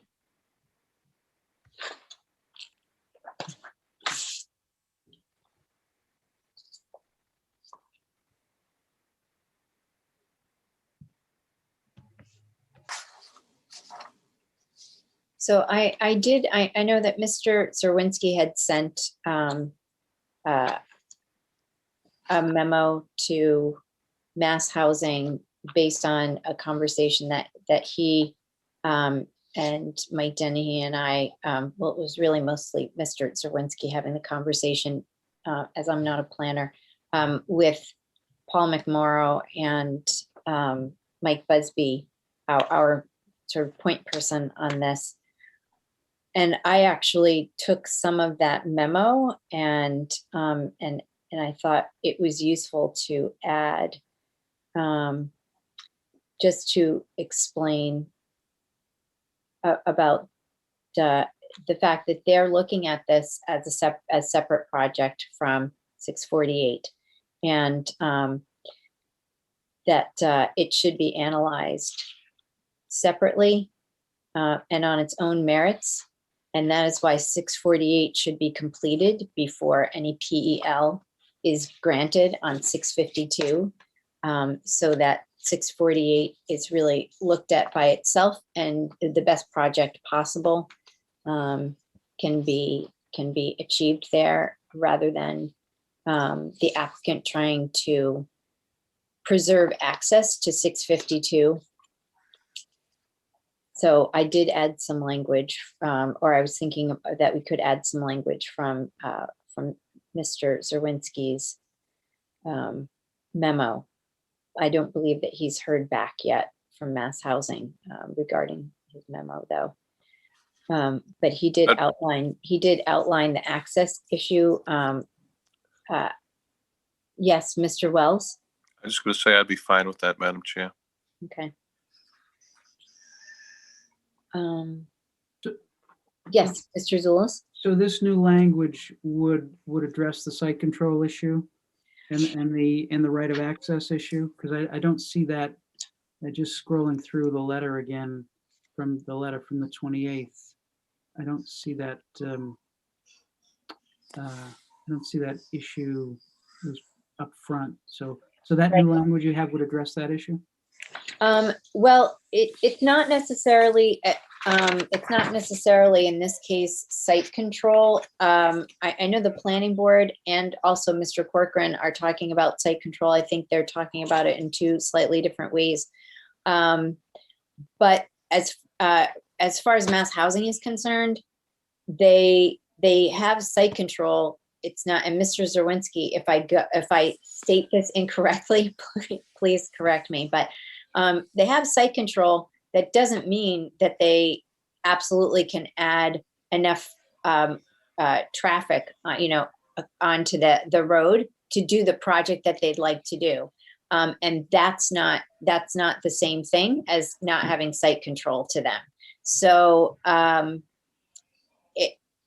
as our letter points out, it's not clear that they have any legal authority or legal ability to put any more trips on than a single family home would support.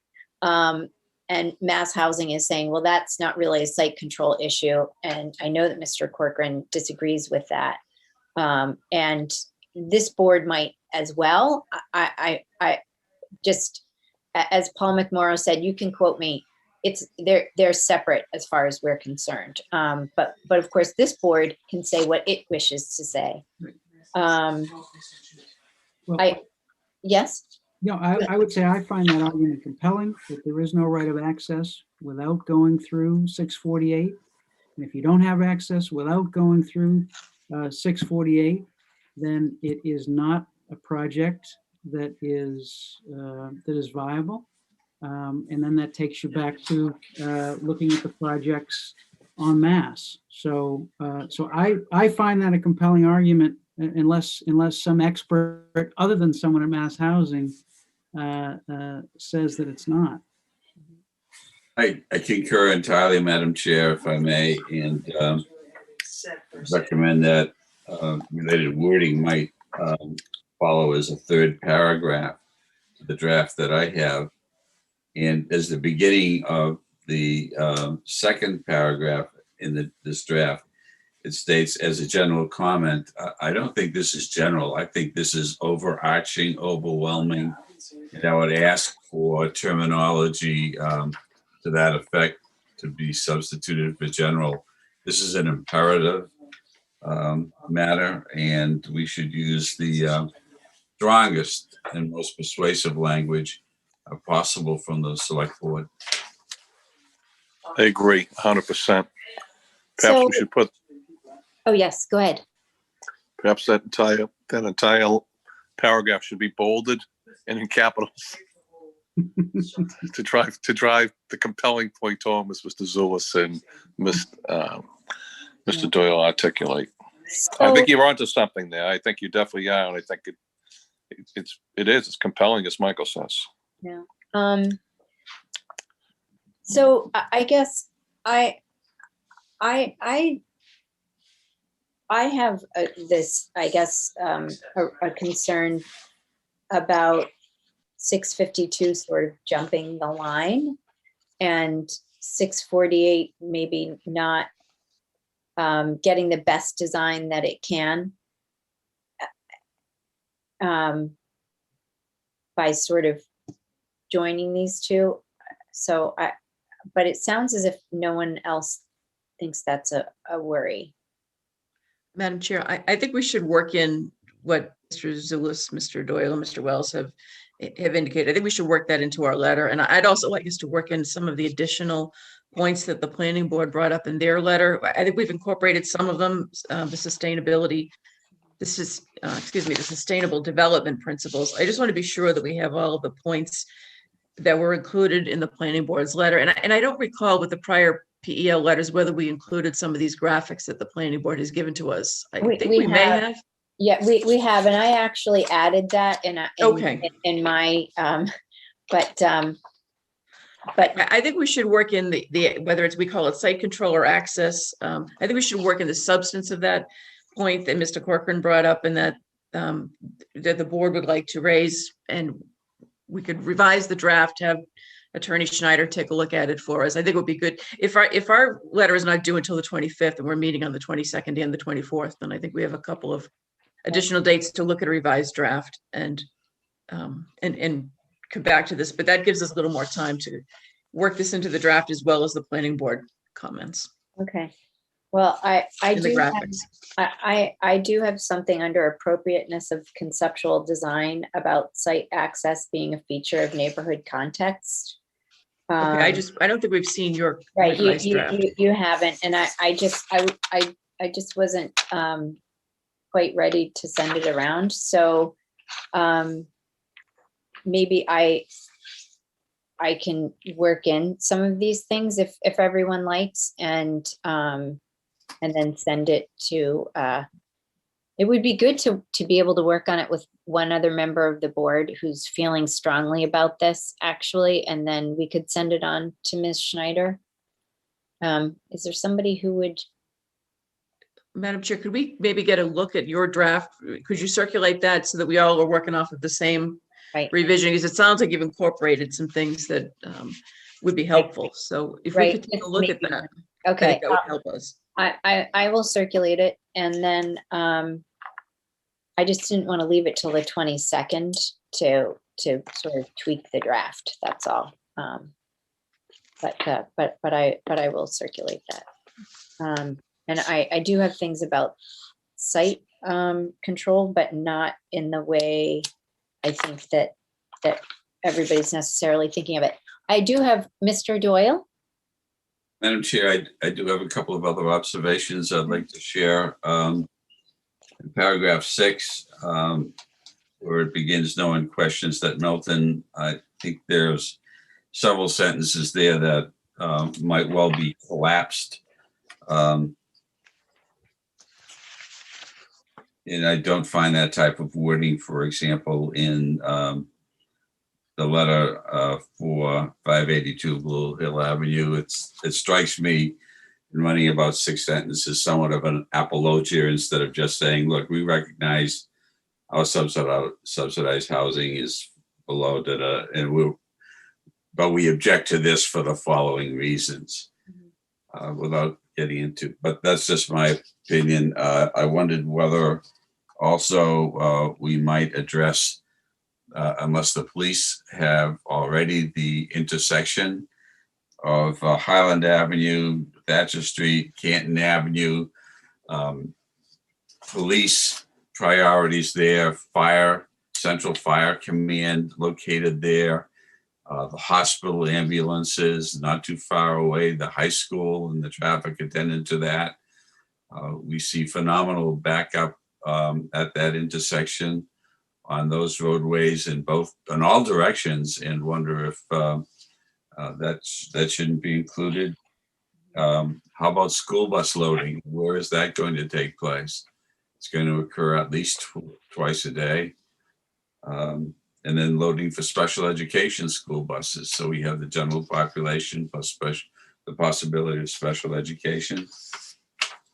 I still think the issue of hydrology, both surface and subsurface, needs to be incorporated, and the potential, there's very real impact already in the down gradient neighborhood, Wendell Park, Elm, Gulliver, and studies of that nature, I would think would be appropriate.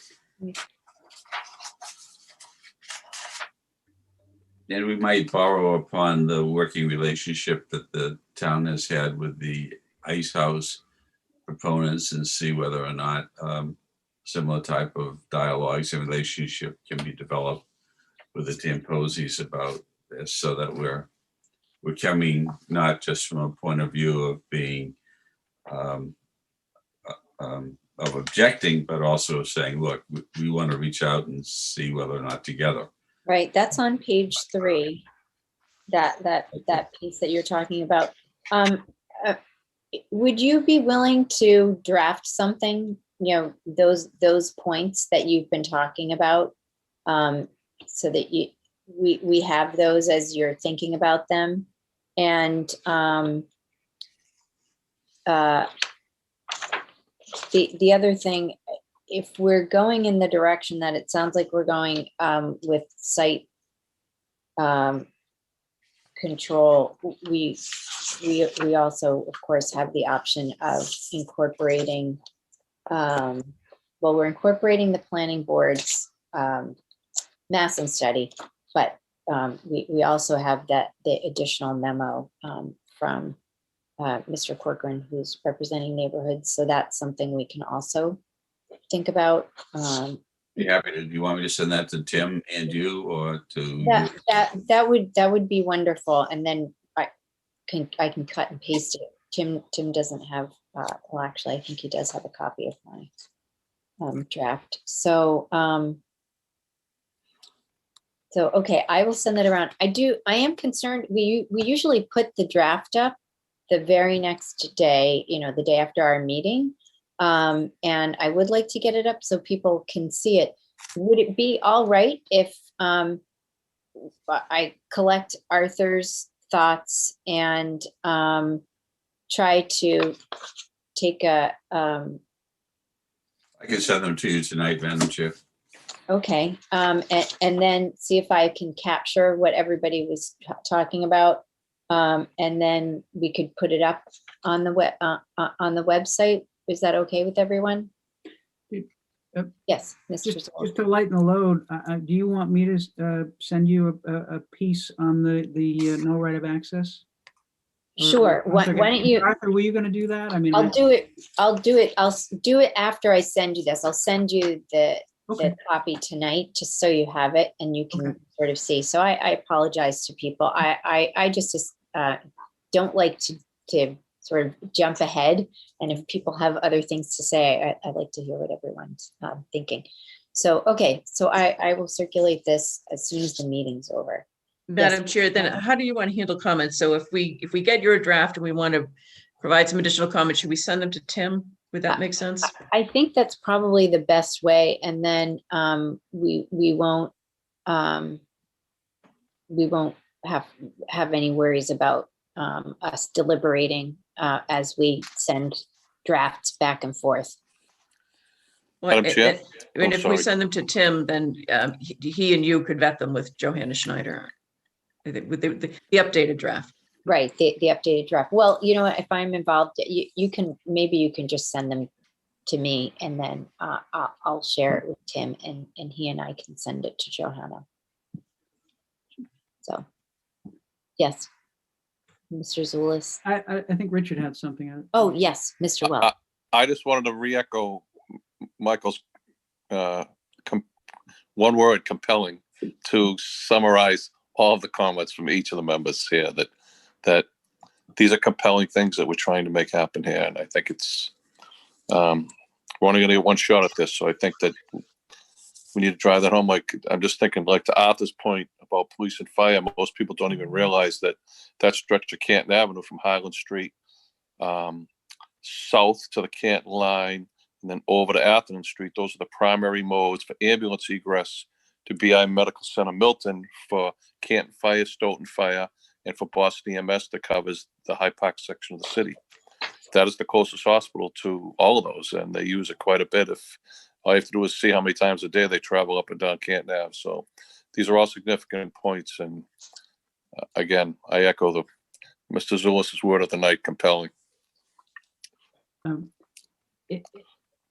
I just want to tease out for a second the concern about 652 jumping the line. here. It seems to me, and I appreciate that concern, and I've thought about it as well. But I think the 652 only jumps the line here is if the only way it jumps the line if it's mass housing says, you know what, it is part of 648, and just let the whole thing go through, which would be outrageous. So I'm not sure how they could take the viewpoint that 652, if they change their mind, if we convince them, right, that there is no right of access, I don't know how they could realistically take the view that that you're right, 652 is part of 658, and let's just let it go altogether. I just that would I don't know how that wouldn't seem reasonable to me. Yeah, I'm no expert in this area, but I appreciate that concern. Yeah. But I just don't. I think it's important to make that point. And I think I think Mr. Corcoran, on behalf of the neighbors, has made it well about the right of access. And then if there's no right of access, then it's part and parcel of the same project, and then it's a new project. I mean, that's the reality. Mm-hmm.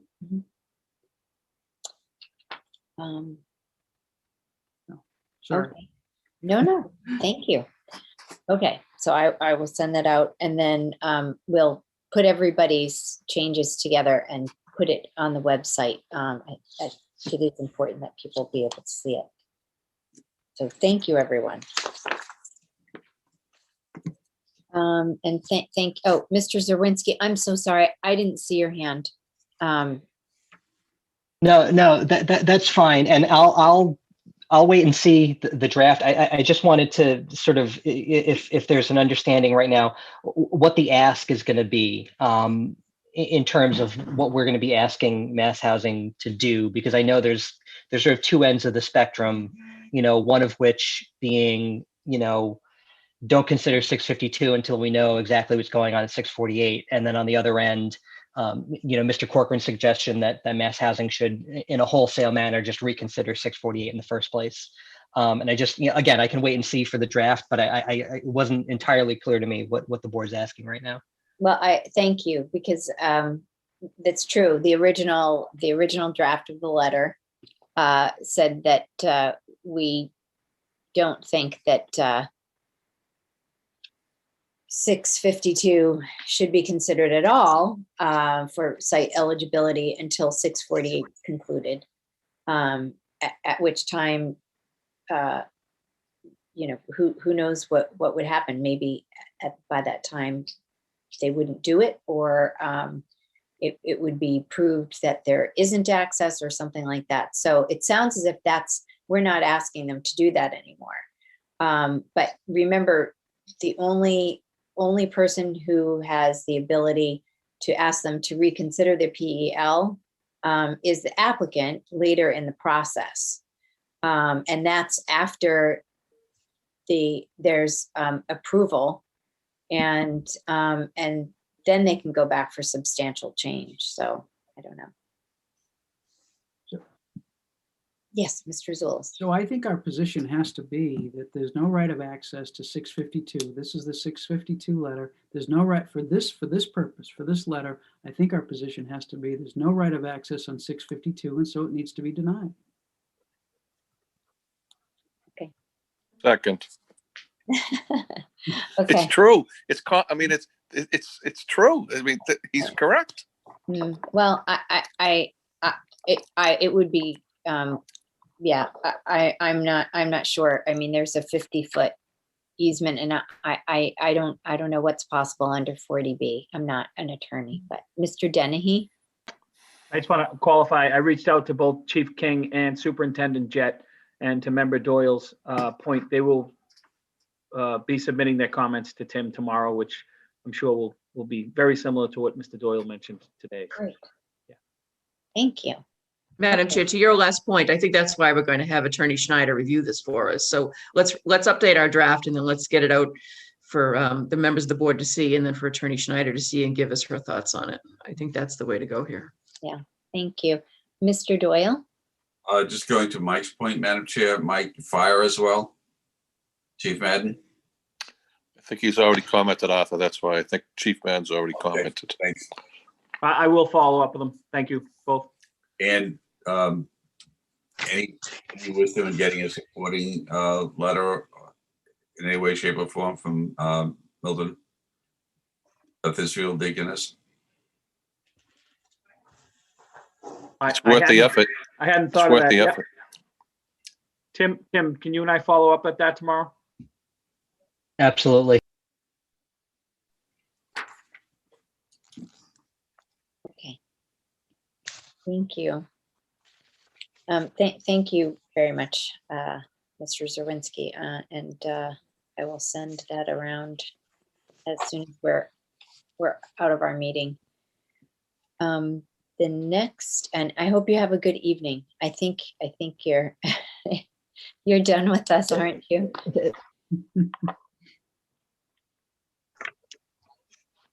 Oh, I think this is it. Yes. Thank you, Madam Chair. Any other items on the agenda? I was just trying to be fresh. Have a good night, everybody. Okay. Thank you. You too. Thank you for your work on this. Well, Madam Chair, do we need Tim for the next item, 582 Blue Hill Ave? No, I don't think so. That those are just, I mean, he's welcome to stay. It's those are our comments to Mr. Mullen, based on, that what's unresolved from the PEL. Madam Chair, what I'll say here is I've been managing the town staff comments, and not that I'm not very interested in what the select board has to say. I think it is probably fine for you all to formulate your own comments and your own ideas. Mm-hmm. Right. Thank you. And Johanna Schneider has looked at it too. So I think we're all set. But that's really kind of you to say that you would stay. I know you've had an incredibly long day. So thank you. And I hope you have a good evening.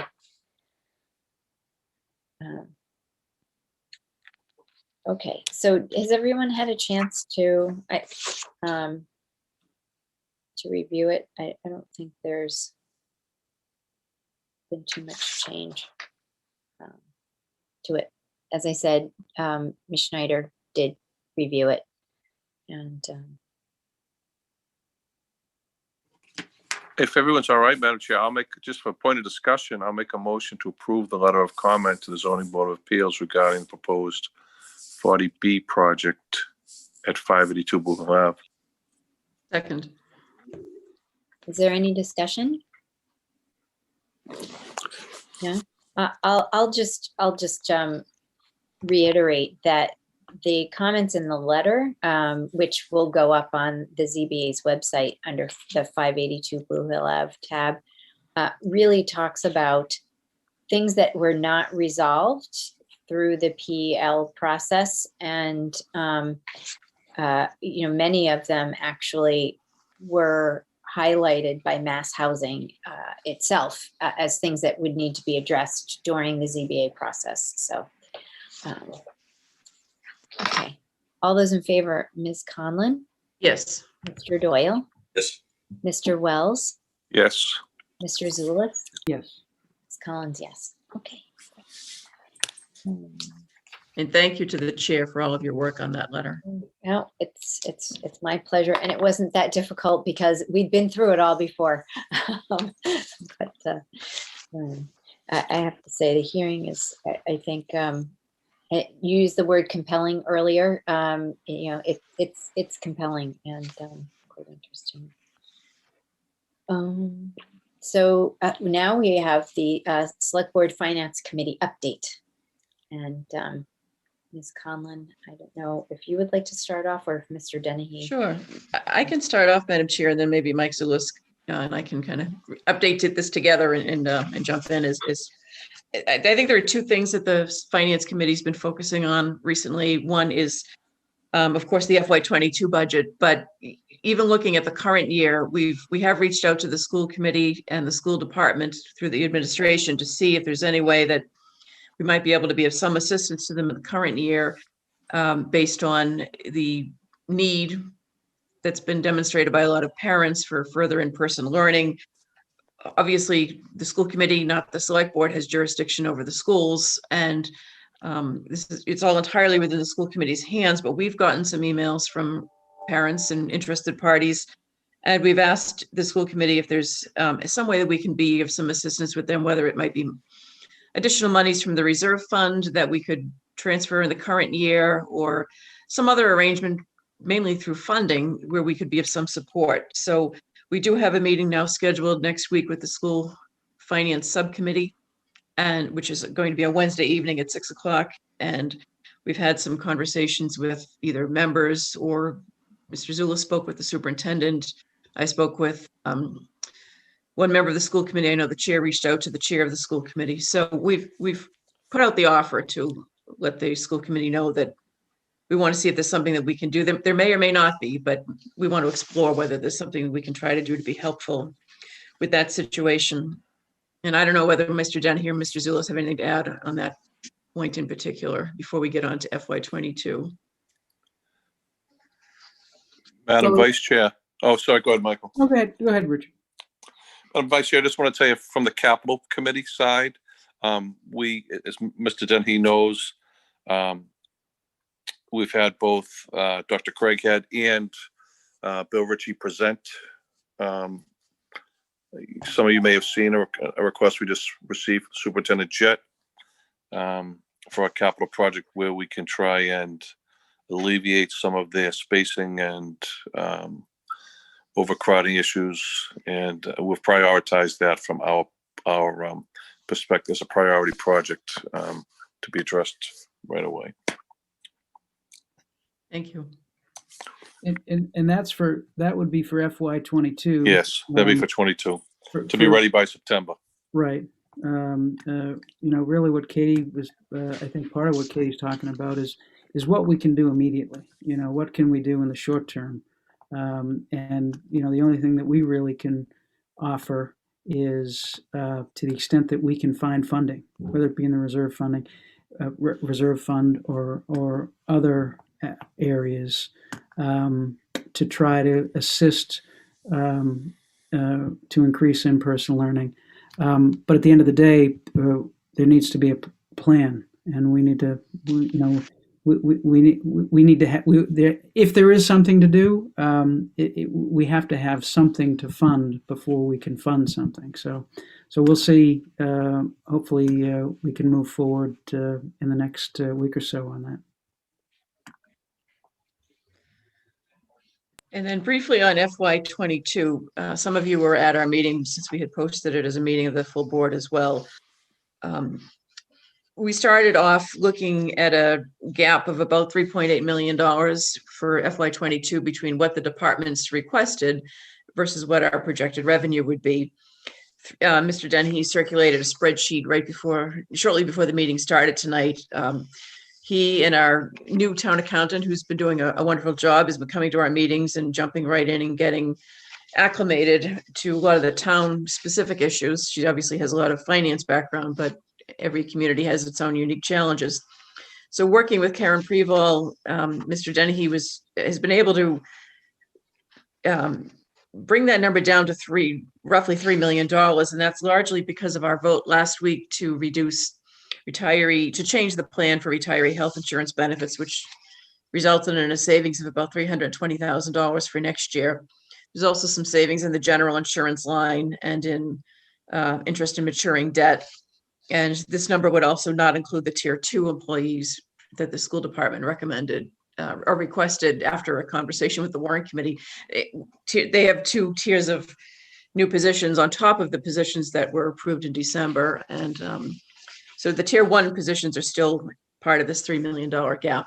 It would have to be figured out through that means, but this doesn't include the tier 2 because the gap is so large that the discussion at the finance committee was to not look at that at this time and to try to get this gap.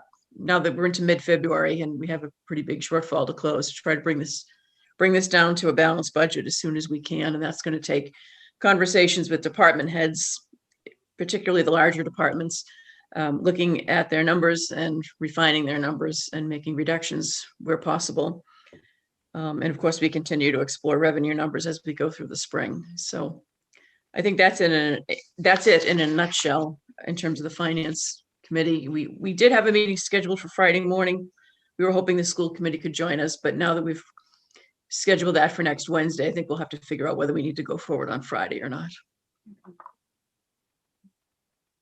I don't know if Mike Dennehy or Mike Zulus have anything to add to that.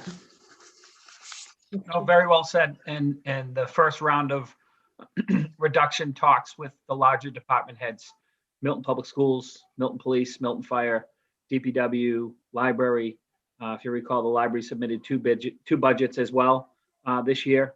They submitted a full service budget and a level funded budget, which was the request. So we'll be sitting with them. Additionally, we'll probably take a look at the parks budget and consolidated facilities as well. Some of the smaller budgets, we're certainly going to sit down.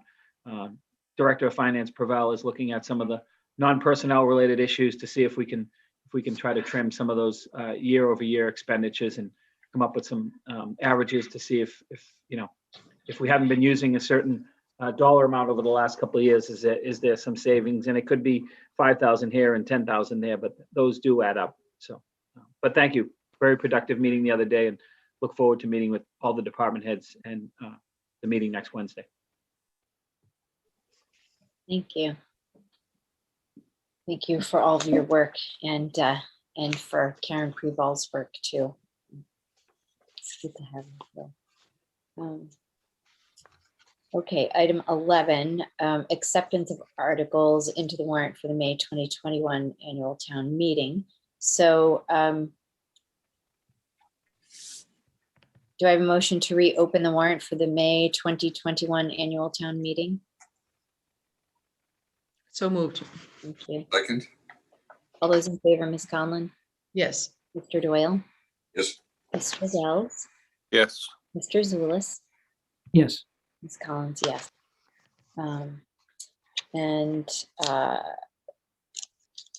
We have a request from the planning board to withdraw their article, the condominium conversion bylaw.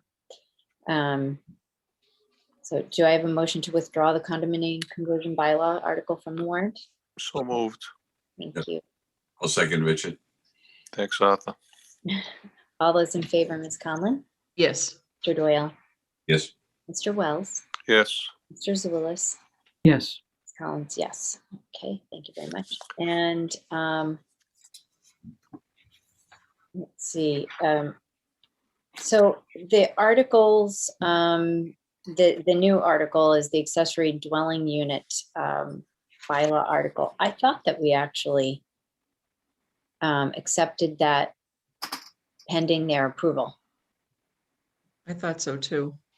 But for form's sake, just in case, because I really didn't have time to go back and check, could we just? You want a motion?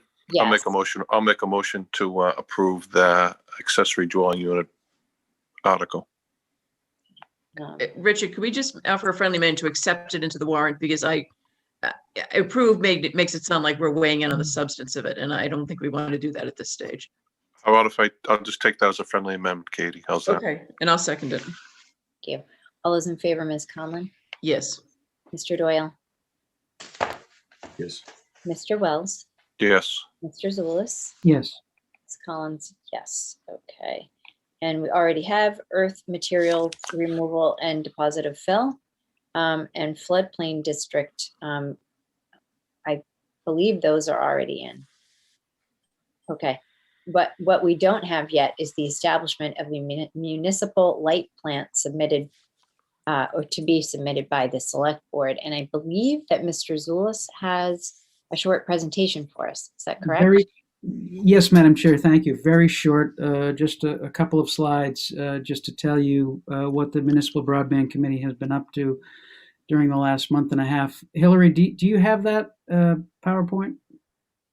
So the Municipal Broadband Committee is a committee of the Select Board, and so our view is that we need to recommend to the Select Board to submit an article for the warrant. And so we are recommending that the Select Board submit the article to establish a municipal light plant. Next slide, please, Hillary.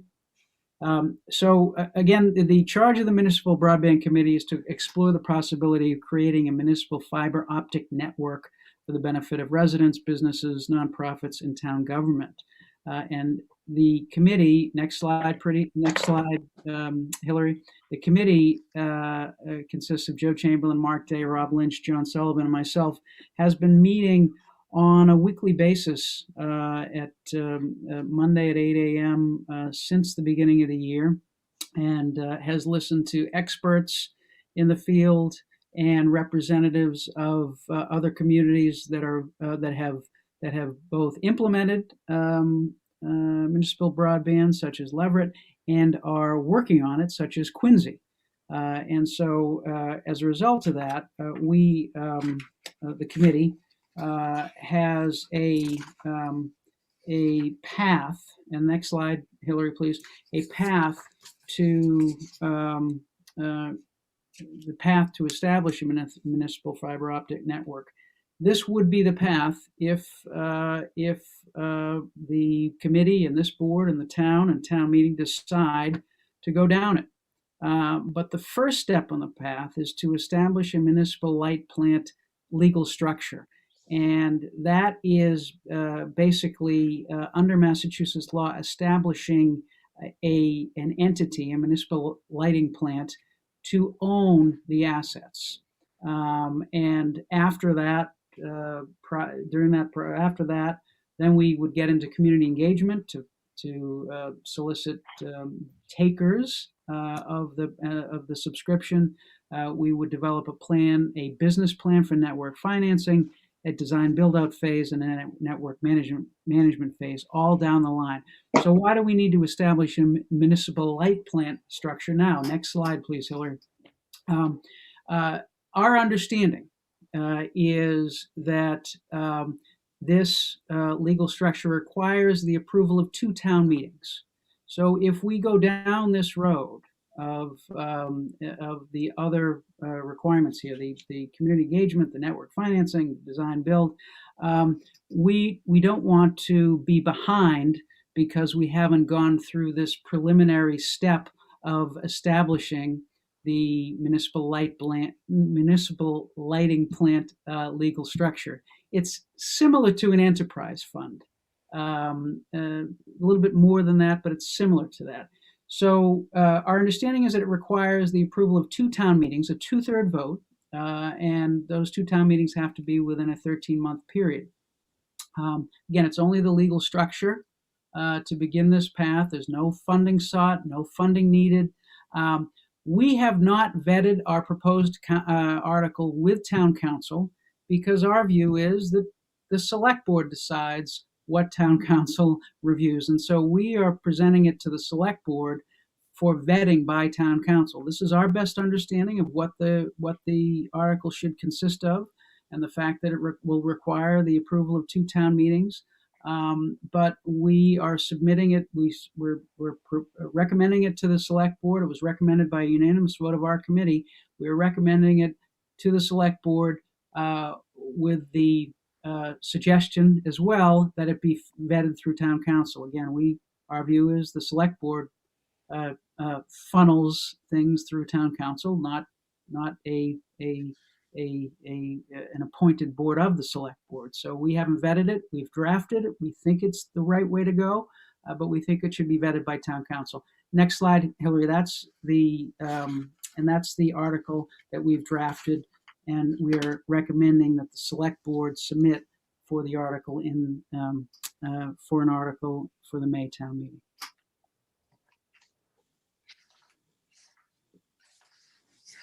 Thank you very much, Mr. Zulus. Do members have any questions or comments? I do, Madam Chair. Yes.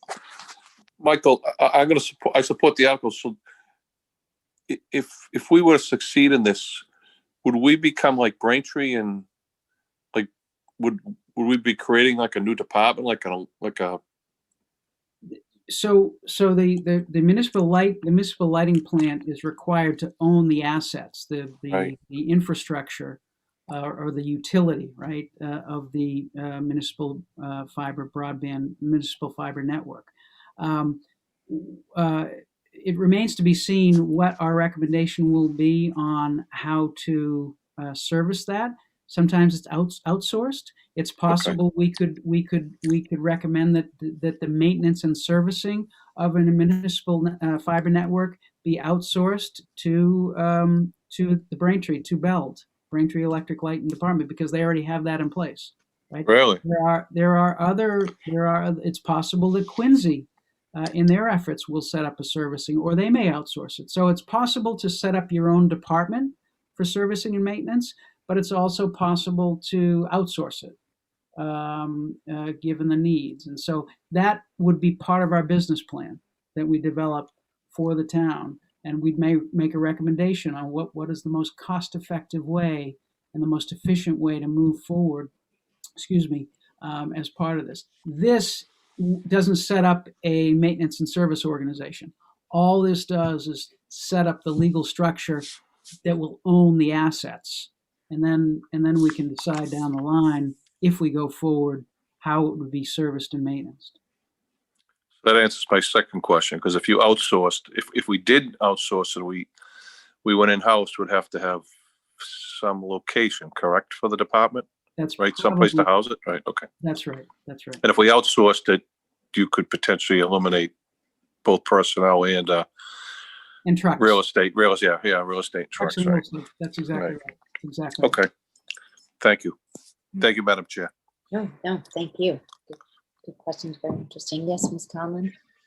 So let me ask Mr. Zulus, when you talk about a legal structure, I'm just reading this article for the first time. So we're authorizing the select board to establish and maintain a municipal lighting plant. Right. So are we talking about a department, or you mentioned an enterprise fund, or it's some entity? I'm a little unclear as to, when you say the legal structure, I'm trying to mesh it with this wording. The municipal lighting plant is the legal entity that owns the assets, and so if there's if for the purposes of an electrical lighting plant, for example, Braintree and Norwood, their municipal lighting plant owns those assets, right? So it is for telecommunications in the Commonwealth. In order to have an owner of the internet, of the broadband assets, you need to establish a municipal lighting plant under Chapter 164. So you establish the municipal lighting plant, which is the legal structure for owning the assets. It's a little bit confusing because of the terminology, because they say this is a plant. It's not a physical plant. It's the owner of the assets, authorized by the town to own the assets. And it would be governed by, if we went down that route, a municipal lighting board. Sometimes it's the select board, other times it's an appointed board. But that would be subsequent. That would be later on, if we go down the route of establishing a broadband network, then we would authorize a board to oversee it, and to oversee the municipal lighting plant, which will own the assets of the broadband network. And who would appoint the board? Would it be the select board? Yes.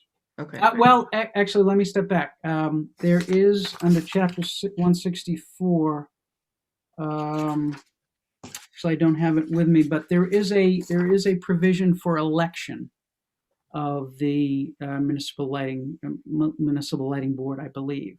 So there are different options.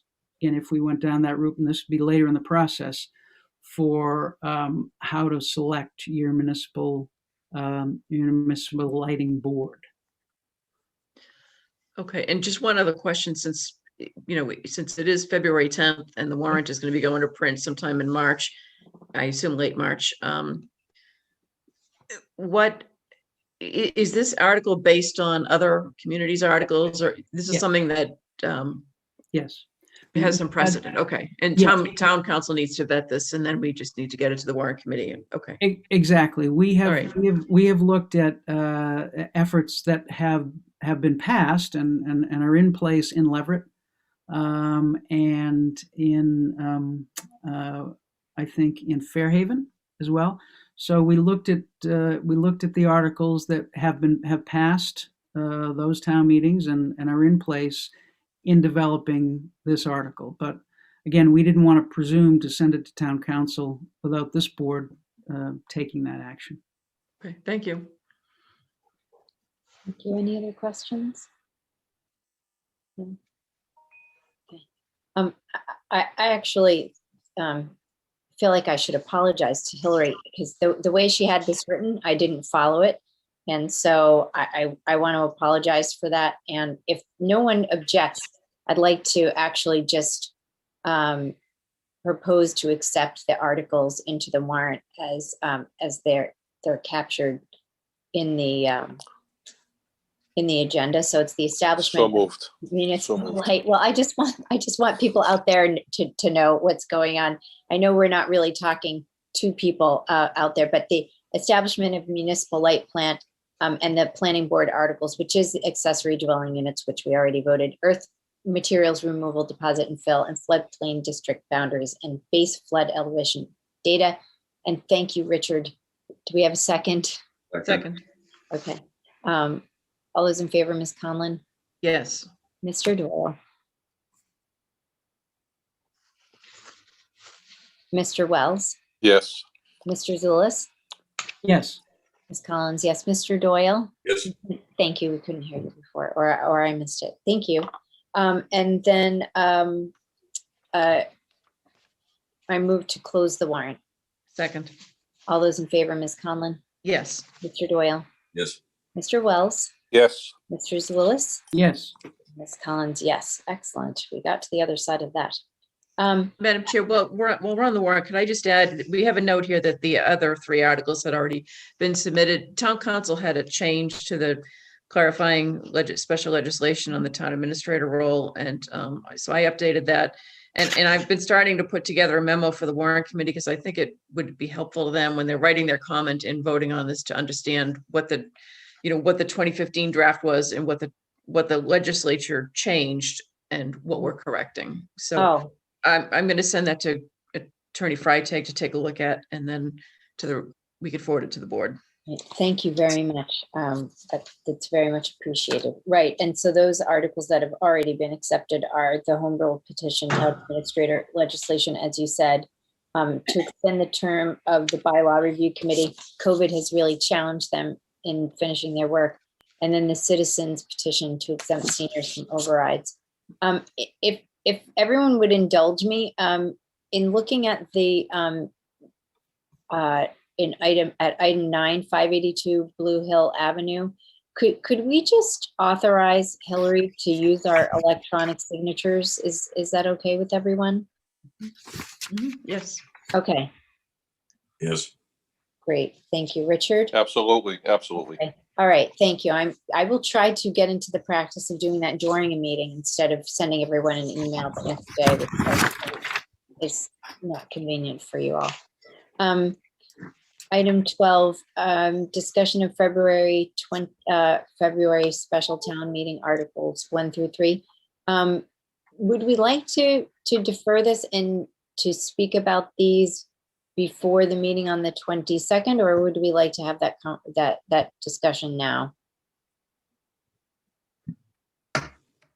I'm just aware of the time and wanted to give the board at 9:35 the option.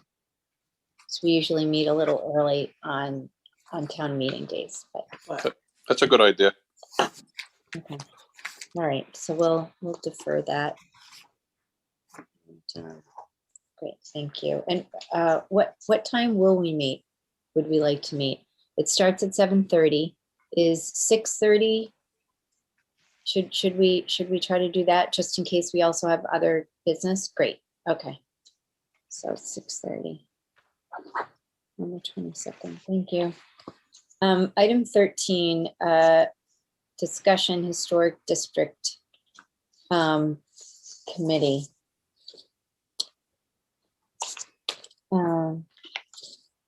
So we voted to set up this committee quite a while ago, and So far, the local commission, let me back up. So the select board voted to create a historic district study committee. And that's that body is 3 to 7 members. And we take 2 nominees from the local commission and then choose a member. And if they don't have suggestions for us, then we move on to the Society for Preservation of New England Antiquities. They give us 2 nominees and we choose one. And then a member from the American Institute of Architects. And then 1 member comes from the Board of Realtors if they're active in our area, which I think they certainly are. My last conversation with Chair O'Donnell for the Historic Commission said that he said that members didn't have nominees despite having talked about it. However, I think he wanted to give them another chance, and I tried to touch base with him today to make sure I understood that correctly, but I wasn't able to get in touch with him. So I would like to move this along, and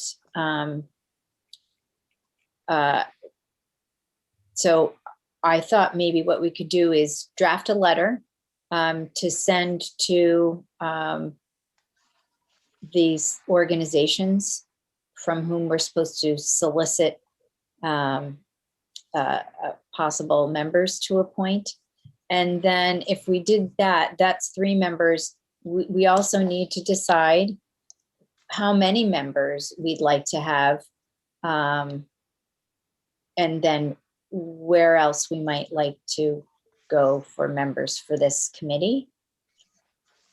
I think that looks like the first order of business. We could also put a piece in the Milton Times soliciting people and do some kind of press release. Does anyone have any thoughts? I have a question, Madam Chair. Mm-hmm. So what's the difference between this committee and Mr. O'Donnell's commission? What's the, it just seems to me like there might be overlapping here. I don't know, maybe you can.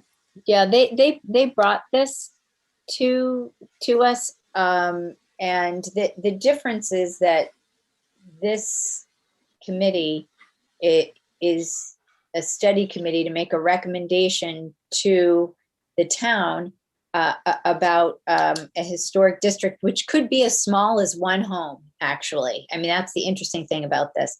To make some recommendations about 1 or more historic districts for us to consider. And there would be some public process, public hearing, there would be a report, and also maps involved. And I might add, if no one responds to us within 30 days, we can then appoint whomever we wish to appoint. So, but we do need to go through that initial step, it seems. We can't just appoint people. So the difference is that, I mean, I suppose we could name them, but I think we need to ask them if they wanted to undertake this. And it's my understanding that they already have so much work doing their regular historic commission duties that they're not necessarily looking to take this on. They were hoping to get some help and would certainly be there to guide and consult with this group, but they were not looking to do this work themselves. Does that make sense? I get it. I'm just thinking perhaps reaching out to Historic New England and see if perhaps one of their members might want to serve in this role. I mean, there's a local expertise right here in our community that is really unmatched in all of the New England area. Mm-hmm. Has to be a reason why they chose our community as their home base. Madam Chair, I thought your idea about maybe sending a letter to the organizations makes sense. And I liked the idea about advertising in the newspaper also.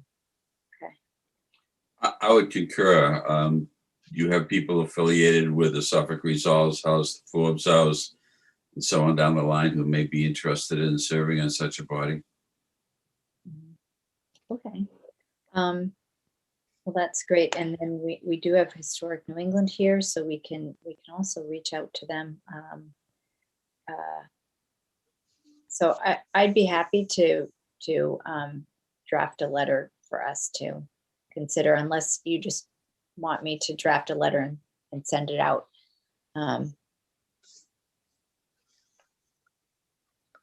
Whatever's easier for That's you. okay with me. Okay, all right. Madam Chair, I was wondering if that might be something to be done in consultation with Steve. That's a very good idea. Okay, I'll touch base with Steve and see. They might actually have something that would be suitable already. So thank you. And maybe even a joint letter so that people know that it has the endorsement of the Historic Commission in Milton. I like that. Okay. Just gonna write that down. Okay, well, this is exciting. Very good. Thank you. I think, Madam Chair, I believe there'll be more than one location in the town of Milton that'll be designated historic. I think there'll be plenty of work for them. Oh, I think you're right. Okay. On to the next. Okay, and I'm so sorry, Mr. McCullough has probably been waiting a very long time. McAuliffe, I can't believe I just said that. You know I'm tired. So hello, Mr. McAuliffe, our Mr. Treasurer. It's very nice to have you with us to discuss our general obligation bonds. Madam Chair, could I just state for the record, I'm going to be recused on this matter since it's a bonding issue. Thank you, Ms. Conlon. Thank you. Welcome, and thank you for hanging in there with us. And if you'd like to walk us through this. Okay, hold on 1 second. Okay. I don't know what is going on here.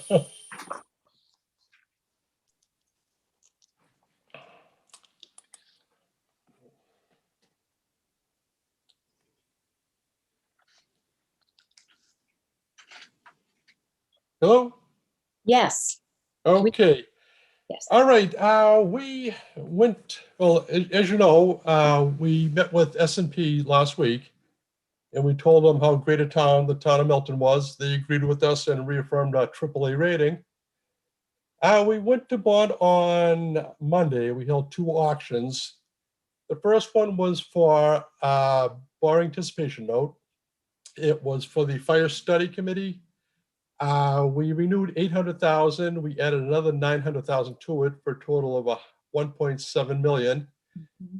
We got 7 bids. The lowest bid coming in with TD Bank for 0.37%. And they won it, so we'll be giving the note to TD Bank. The second note was for 5,255,000. That was for capital expenditures. We had 8 bids on that. The winner of the bid was BOK Financial Securities out of Dallas, Texas. And they came in with a total interest cost of 0.873977. They gave us a bond premium of $471,257.65. After expenses, we were able to roll the rest of the bond premium into the borrowing, and we got the cost down to $4,885,000. So we really hit the bond market at the right time. There wasn't a lot of competition, so we were the only deal in town, and we did extremely well.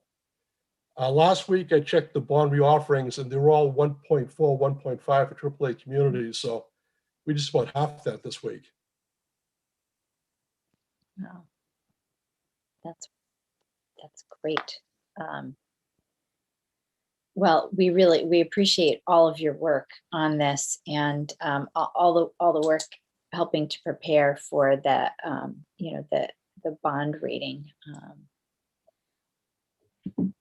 And you and your department and your partner there in Brianne Susel. So Yeah, Brianne did a fantastic job for us. yeah. Do any members of the board have questions for Mr. McAuliffe or any comments? Great job, Jim. It's the same thing. I just want to say thanks, Jim, and the whole team. Agreed. Mr. Dennehy? Thank you, Madam Chair. Mr. Treasurer, do you want to talk about the timing of it? I know you briefly touched upon it, but this time of year, we normally bond for sale in August. This may be the new way to do it in February because there is such little demand and the interest rates seem to be a lot more favorable this time of year because it's so competitive. Yeah, it happens in August. A lot of people borrow because after town meeting, they get their act together and they go out and borrow in August. And there's also a lot of borrowing at the end of the year and in June for people that have spent things down. February, for some reason, there wasn't a lot on the market, so we really hit the market at the right time. So we should look into, future borrowings, to even it off, maybe do another February borrowing down the line. That's great. I will note, I believe you need 3 live signatures tomorrow. Yeah. Is that true?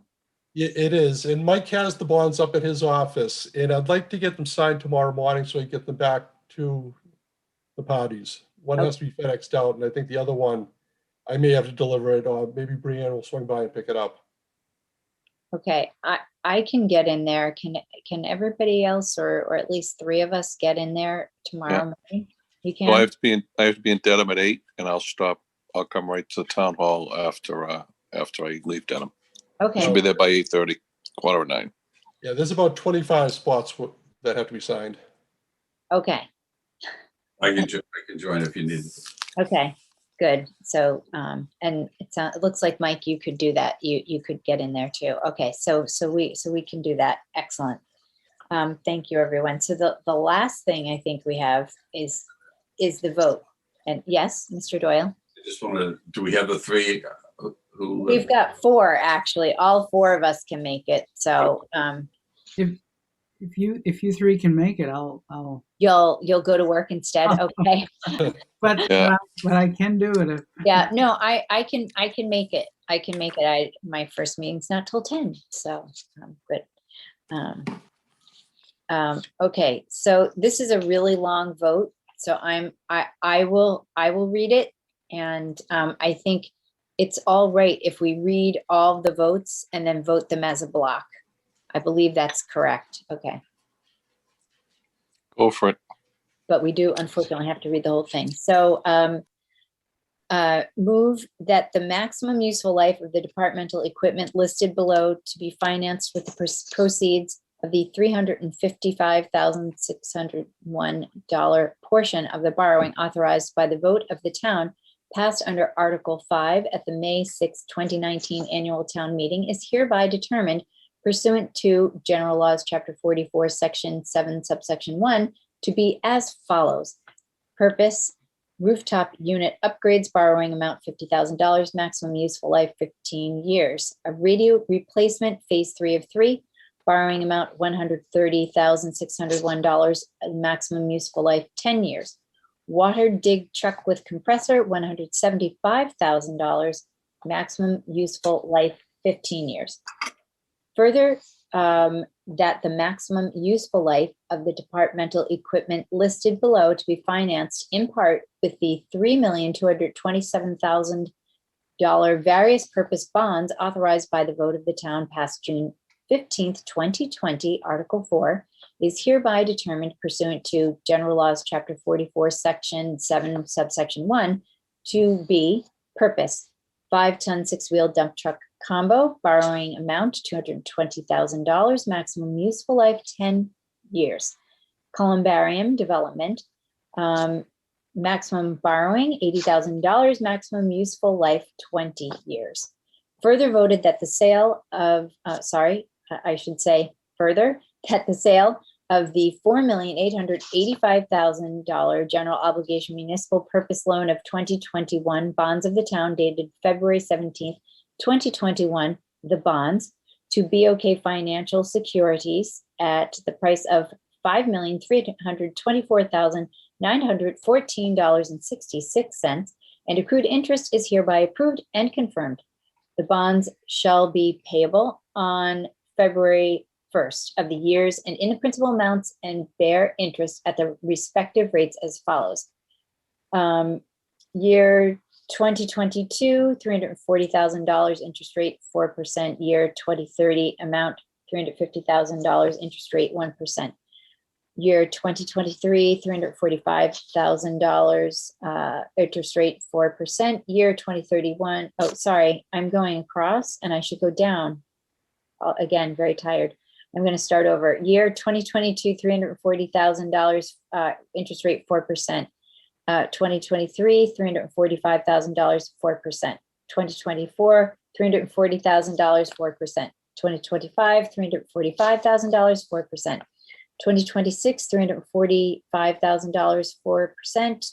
2027, $345,000 4%. 2028, $350,000 4%. 2029, $350,000 4%. 2030, $350,000 interest rate 1%. 2031, $340,000 1%. 2032, $255,000 1%. 2033, $255,000 1%. 2034, $260,000 1.1%. 2035, $260,000 1.2%.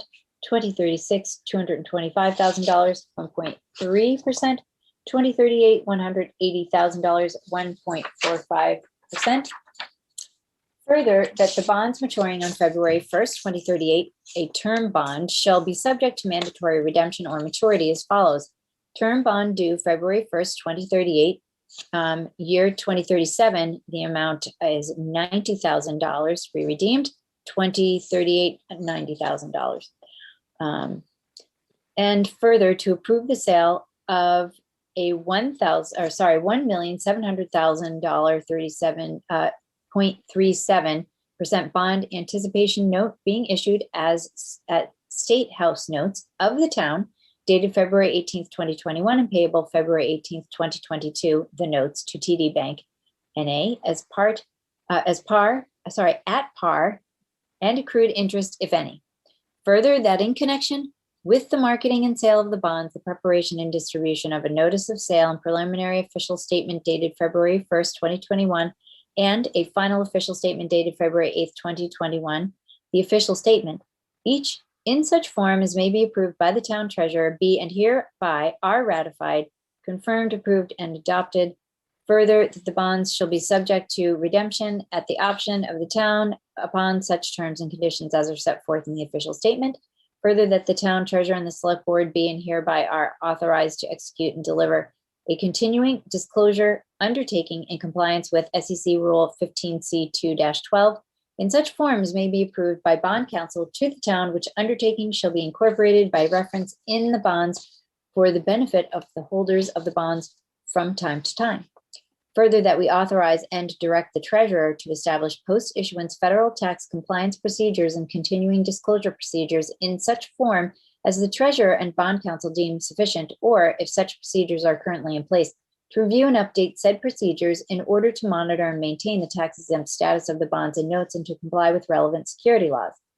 Further, that any certificates or documents relating to the bonds and the notes, collectively the documents, may be executed in several counterparts, each of which shall be regarded as an original, and all of which shall constitute one and the same document. Delivery of an executed counterpart of a signature page to a document by electronic mail in a PDF file or by other electronic transmission shall be as effective as delivery of a manual executed counterpart signature page such document, and electronic signatures on any of the documents shall be deemed original signatures for purposes of the documents and all matters relating thereto, having the same legal effect as original signatures. Well, we might not have to sign.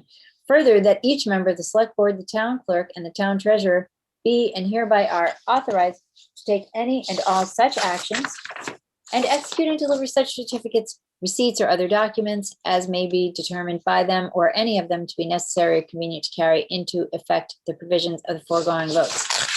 Do I have a second? Second. I'll make a motion to adjourn. I just need a pillow. I'll second that. Excuse me, everyone. Madam Chair, there's one more paragraph at the bottom there. You wonder why I made a motion to adjourn. Oh, but this is the certification of the clerk, I thought, that paragraph. I believe that's correct. My mistake. So we don't need to vote that. He just signs that. This is like an affidavit, right? Yeah. That I'm reading. Yeah. Okay, great. All those in favor, Mr. Zulus, Yes. Mr. Wells, Yes. Mr. Doyle, Yes. Ms. Collins, yes. And so do I understand that we can sign these electronically? I mean, I'm happy to come in and sign them. Well, actually, we have the physical copies. There was a choice to go electronic. Or Got it. copies. We took the We're physical just doing copies. physical copies. Okay. That's what we've been doing, so I figured we'd stick with it this time. Got it. Arthur and Richard and I will go in and sign. Okay, thank you. And thank you so much, Jim. All right, thank you. Again, Night, Jim. This is a great work. Jim, you can go ahead. Sorry. Oh, no, go. No, that's fine. Go ahead. Someone can adjourn. I'm adjourning for the night. Have a good evening. What's All right, thank you. Okay. Good night. Good night. Okay. Back, Katie. Great. And now we're on to, this is great, the agreement between the town of Milton and the city of Quincy regarding the radio repeater on Rishuti Drive. So Mr. Dennehy and Mr. Freitag is here. Hello, Mr. Freitag. Good evening. Thank you, Madam Chair. If you'll recall, this was an issue that was brought to our attention by our DPW folks, specifically Operations Manager Tom McCarthy. Basically, the existing radio system is extinct. They can't get these radios replaced. It's vital, especially as we've seen these last couple of days with the snowstorms, that each of these individuals, to improve the efficiency of the operation, to be in direct contact. They really don't want operators on phones. It's a two-way radio system. Mr. Freitag can speak to the documentation and the conversations that he's had with the city solicitor in Quincy, and I'm sure Mr. Wells can add some content from his years in public safety as to the necessity and need of this. But yeah, finally we bring this to you, and I want to personally thank our DPW folks, the DPW folks in Quincy, and the city of Quincy for their support in this project. Thank you, Mr. Denny. Mr. Freitag, if you'd like to walk us through the contract. Thank you, Madam Chair. Kevin Freitag for the Office of Town Council. Mr. Denny, he's already laid it out. This is an agreement that was actually before you folks a few weeks ago, whereby Milton will be allowed to place some equipment onto a tower that's in Quincy. It will allow Milton to really deal with an issue that they've been struggling with for some time now with the DPW, with communications. From everything I've heard, it's a great solution. Jim Timmons, who's the city solicitor for Quincy, was terrific to deal with on this matter. He had sent back a few revisions to the agreement that I had shared with you folks a few weeks ago. I reviewed those revisions and approved all of them. So all that this agreement does is it just basically lays out the fact that everybody's going to be responsible for their own equipment on this tower, but that Milton does have a right to be there. If anything comes up with our equipment, we're on the hook for it. We need to repair it. We need to maintain it. That's on Milton. But in terms of being on the tower, Quincy's allowing us to be there, and also acknowledging that not only do we have the right to be there, that Quincy has the right to allow us to be there and to allow us to use some of the licenses that they have, which will allow the Milton DPW to extend the network of their radios. So it's, I think it's a terrific result, and Quincy's been very good to deal with on that. I'll move to approve the agreement between the town of Milton and the city of Quincy related to the installation, operation, maintenance, and repair of a radio repeater to be installed at the communication tower located at Rishuti Drive in Quincy, and to authorize the town administrator to sign that agreement. Second. Madam Chair, I just want to add, this is, I think I mentioned this before, this is the big tower behind Cunningham. This is a huge gain for our DPW. Having sat on the governor's radio interoperability committee for 10 years, I know how many people and entities have tried to gain access to get on this tower. It's a very difficult thing. Most of you are unaware that the majority of all of our public safety equipment in town is housed at the top of Big Boo, the great Boo Hill Tower, which is owned by WGBH, which is maxed out. There's no ability to take much more there anymore. So the fact that we're able to put our DPW on the second best site, which is the radio tower off Rishuti Drive, is really a win-win. And I know Jim Timmons, well, he's a good man. I'm appreciative to him for this. So thank you for that. This is definitely a big win, RF Communications, for our DPW.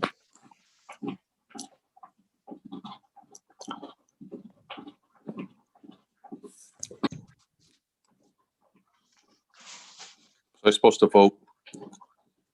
I don't know if we got to voting. Melinda, you're muted. That's a problem when I'm muted. I'm calling for the roll. All those in favor, Ms. Conlon? Yes. Mr. Doyle? Yes. Mr. Wells? Absolutely. Mr. Zulus? Yes. Ms. Collins, yes. Great, and thank you again to Mr. McCarthy. Yes, it's wonderful. Okay, thank you so much, Mr. Freitag. And I think maybe, do we have?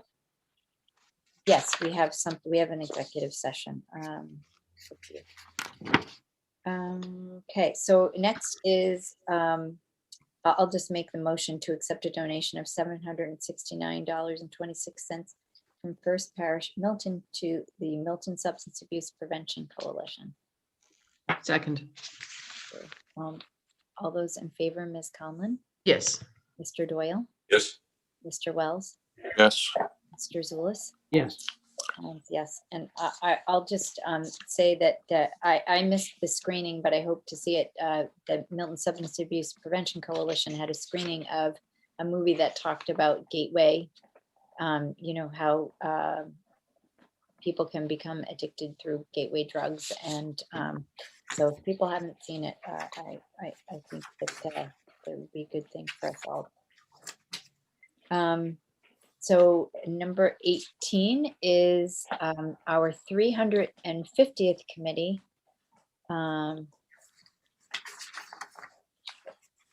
Chair, I'll move that we approve a letter to the 350th Anniversary Committee recognizing its planting of trees at Pierce Middle School. Second. All those in favor, Ms. Conlon? Yes. Mr. Doyle? Yes. Mr. Wells? Yes. Mr. Zulus? Yes. Ms. Collins, yes. Sorry about my momentary distraction. That email popped up. Okay. And now we're at meeting minutes. I know that there are a couple of sets that we're not quite ready on. I think the ones that are ready to go are December 16th and December 29th and February 3rd. But do people have anything, any changes on those?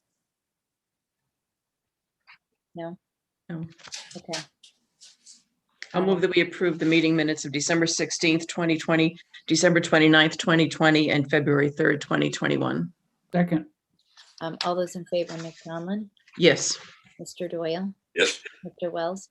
Yes. Mr. Zulus? Yes. Ms. Collins? Yes. Okay. Excellent. And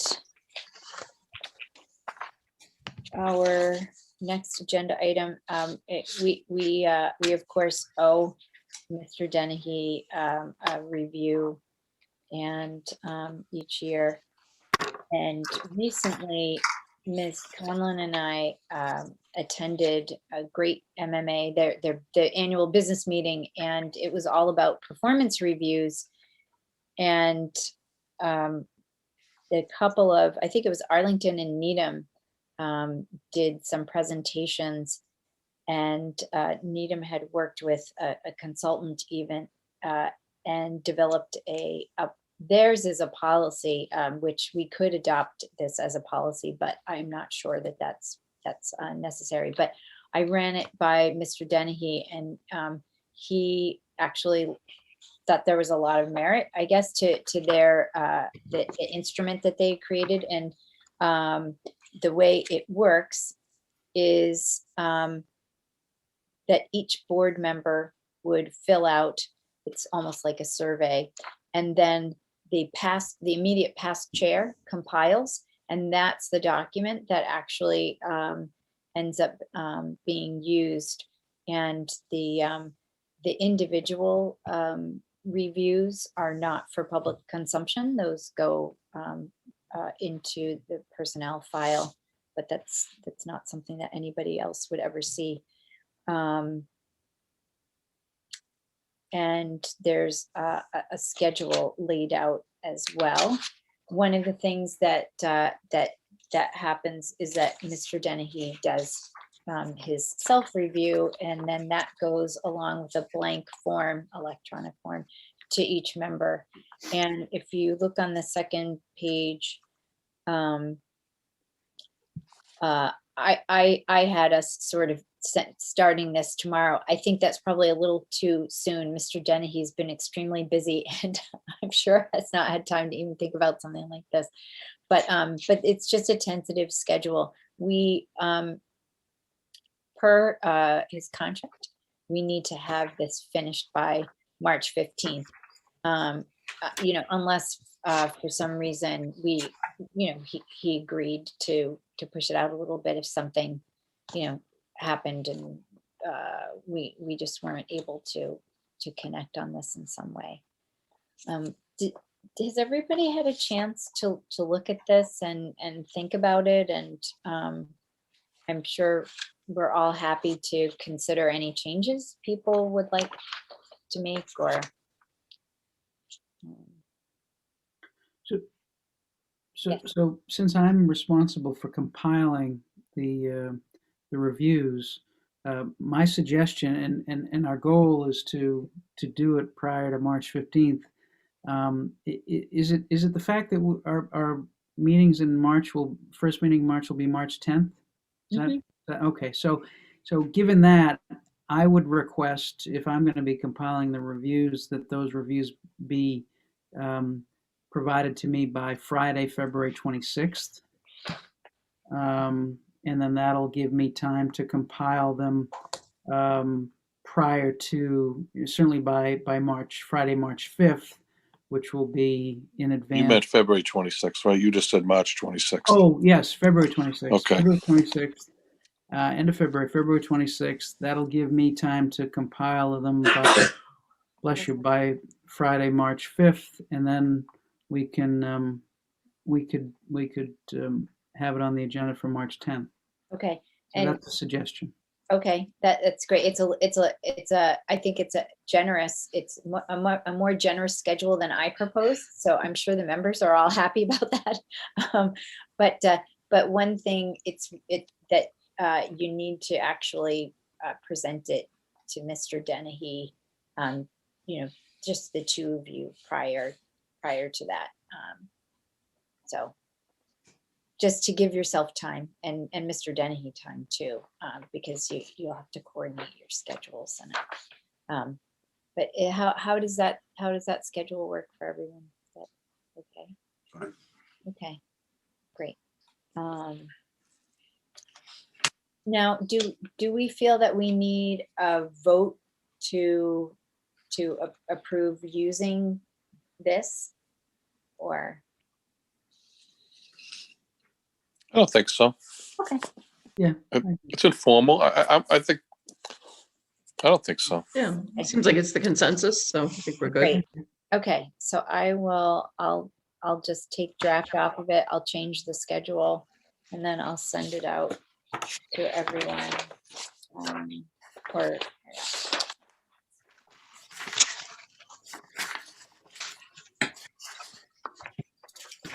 Thanks, everybody.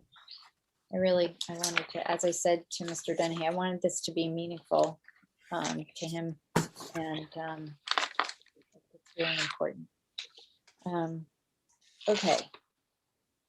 Let's see. Oh, sorry, on that page. I think we are. Confirm future meeting dates. So our next meeting is the 22nd at 6:30, and then we have one on the 24th. And hopefully, on the 22nd, we can take another look at the letter. But we'll have it up on the web before that. Okay. And Mr. Dennehy, we're on to your report. Thank you, Madam Chair and members of the board. 'Tis the season for snow and ice control. So I thought it'd be a good time to just give a brief overview, having spent the better half of 3 decades in government dealing with winter. I sympathize with DPW Director Berkeley, Operations Manager McCarthy, all the parks, consolidated facilities, cemetery folks that keep our streets alive. We used to call ourselves the silent arm of public safety when I worked in Boston. It's a very arduous task. Unfortunately, more often than not, you rely on a forecast, which isn't 100% accurate. I think if it's 50% accurate, you can pick up the pieces and finish the rest. The last couple of storms that these folks have diligently opened up the streets and sidewalks and parks and cemeteries and school buildings and all town buildings. Quite honestly, I think the forecast was off. I think they underestimated Sunday's storm, and I think they overestimated the storm midweek last week. So in addition to dealing with traffic and other things that go along with that, they're only as good as the forecast that they get. So there will be times when people in the community see trucks that are out there when they think they shouldn't be out there. That's based on a forecast that we receive. I can confidently say Mr. Berkeley and Mr. Ritchie and Kevin Chisholm and everyone who's involved in these operations are already keeping an eye on the potential storms coming for our community on Sunday, next Tuesday, and possibly next Thursday and Friday. So again, it's not a perfect science, but it is part of public safety. They take their job very seriously. We did get a lot of positive comments based on I mean, Sunday afternoon, we were seeing 1 inch or 2 inches of snow an hour. So they made the right call. They brought the contractors in to help out. All of the salting operations in town are done in-house, which I greatly appreciate. Most of the events that they face, if there's 25 or 30 events in a winter, hopefully you don't get a winter like 2015 when you get 110 inches of snow, but most of them are smaller storms where you have to treat the streets because as we know, black ice can be more dangerous than a foot of snow to travelers. So again, not a perfect science. I've often said you're only as good as your next snowstorm, not even your last snowstorm. But I really want to thank all of them for their work in snow and ice control and continuing to. I mean, if you dive deep down into it, I mean, there's an economic factor that you know, if people can't get to work and businesses aren't open. Obviously, we haven't seen a lot of snowfall. We're probably catching up to the average, Greater Boston average, which is about 53 inches a year, based on what we've seen the last couple of weeks. But it's tireless, it's thankless.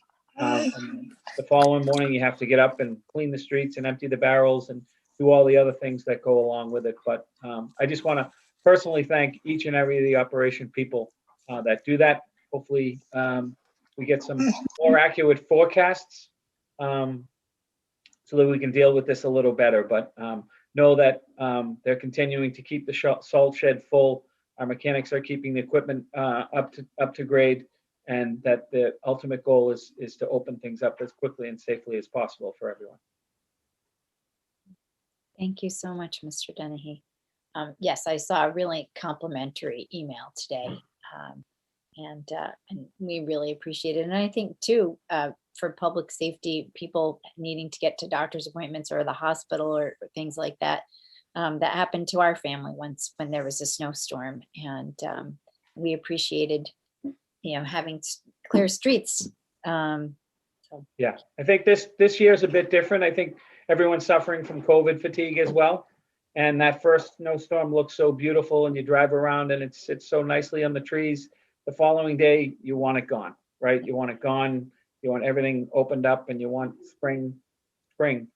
But unfortunately, we still have another month, a couple of months to go. So just know that they're in good hands, and they make the town a much safer place. Thank you. I already did the chair's report, but I'm actually going to mention one other thing, that it is Black History Month, and I just wanted to make note of that. Our library, I'm glad that it's opened back up, because our library has always done a wonderful job of bringing sort of previously really explored history, I think, for a lot of us, right into our homes through displays and programs, and their wonderful book recommendations. And someday, I think we all are looking forward to a time when there isn't Black History Month, because we all recognize it's all our history, and it's all included, everybody's history. But I just did want to mention that. Do any members have reports? I do, I do, but I'll go last if anyone else does. I have no report, Madam Chair. Thank you. Mr. Zulus? No. And Mr. Doyle? I have a couple to give, Madam Chair. The Master Plan Implementation Committee met on the 8th, and its agenda included an update on the Milton Landing Committee. And Richard, is that something that you're going to comment on? No, not tonight. No, that's not on mine tonight. No. Pretty much updated on that. There was an extensive discussion of the Milton Landing Farmers Market. Gene Boylan, who has run it very well for the past 6 years, has moved out of town, and a new market manager will need to be identified to succeed him. And they'll be doing some restructuring. They made a lot of progressive work during the years, and they want to continue it on a very progressive basis. There was an update from the Milton Square Steering Committee, and the next night we had the meeting, as Madam Chair, on the Housing Committee. I was with you for two of the items, and I should say that one of those items was a report out from the Master Plan Implementation Committee, and I'm combining the two on the identification of potential properties for affordable housing consideration. And Allison Quinn has done a very good job in identifying properties throughout the town that we took a look at, and from which we drew potential sites that would go into a basket for further analysis, and then prioritization and reporting out on at a future meeting of the Master Plan Implementation Committee, and then coming out to the Housing Committee as well.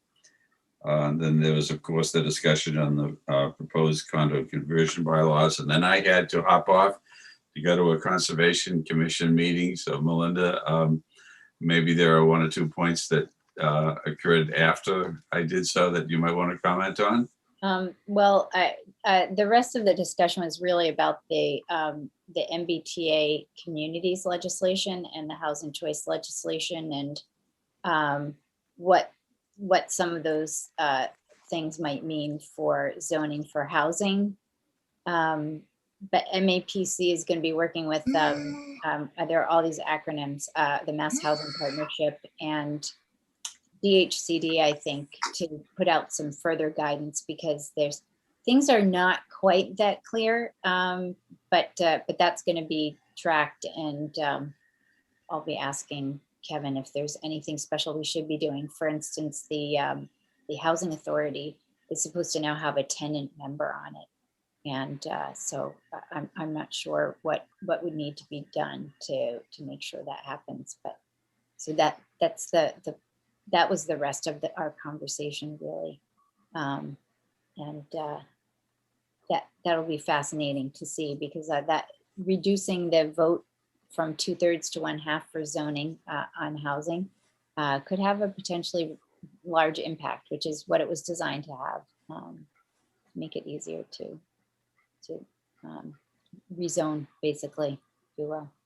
But the MBTA community means that community like ours that has MBTA stops or even bus stops, I mean, it's any kind of transit within a 1/2 mile of a designated area that the town chooses, you have to have either by right or some special permit zoning for multifamily housing. But that we can, I'm sure that will come up, because that'll be a town meeting article at some point. And Mr. Wells? Thank you, Madam Chair. Just 2 points. One is a piece of happy news. Some of the members may be familiar, may have seen the video that was produced over the past 6 months, or during the first 6 months of COVID, by local cable producer Brian Kelly and a very talented and award-winning CBS videographer, Tom Fahey, who created a documentary about COVID in Milton called Remember This Year. They kind of got me on that, because what went from like what was supposed to be a 5-minute conversation became a lot more than that for me. But on the good news is that PBS has picked up on and is going to air the show. And part of the reason is that because it is Black History Month, this month alone in Rhode Island, PBS Rhode Island is going to feature just the racial and social justice aspects of that documentary.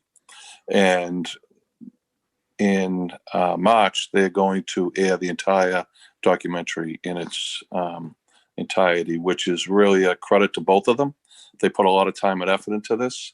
I learned this week that this actually makes them candidates for possible Emmy nomination, because it's been selected in this category. So congrats to both of them. I don't think they ever realized when they started this how big it would be, but they did a really, really good job, and they really highlighted many, many positive aspects of our community during what has truly been, a worldwide pandemic that none of us have ever expected to live through. So on that aspect, congrats to both Brian and Tom. On a sadder note, the members may recall a couple of weeks ago, I asked for prayers for one of our retired police officers, Paul Lynch, and sadly he died after a very tough, courageous battle last week. I'll try to be brief, and I'm just speaking from memory. Paul grew up in this town on Elliott Street.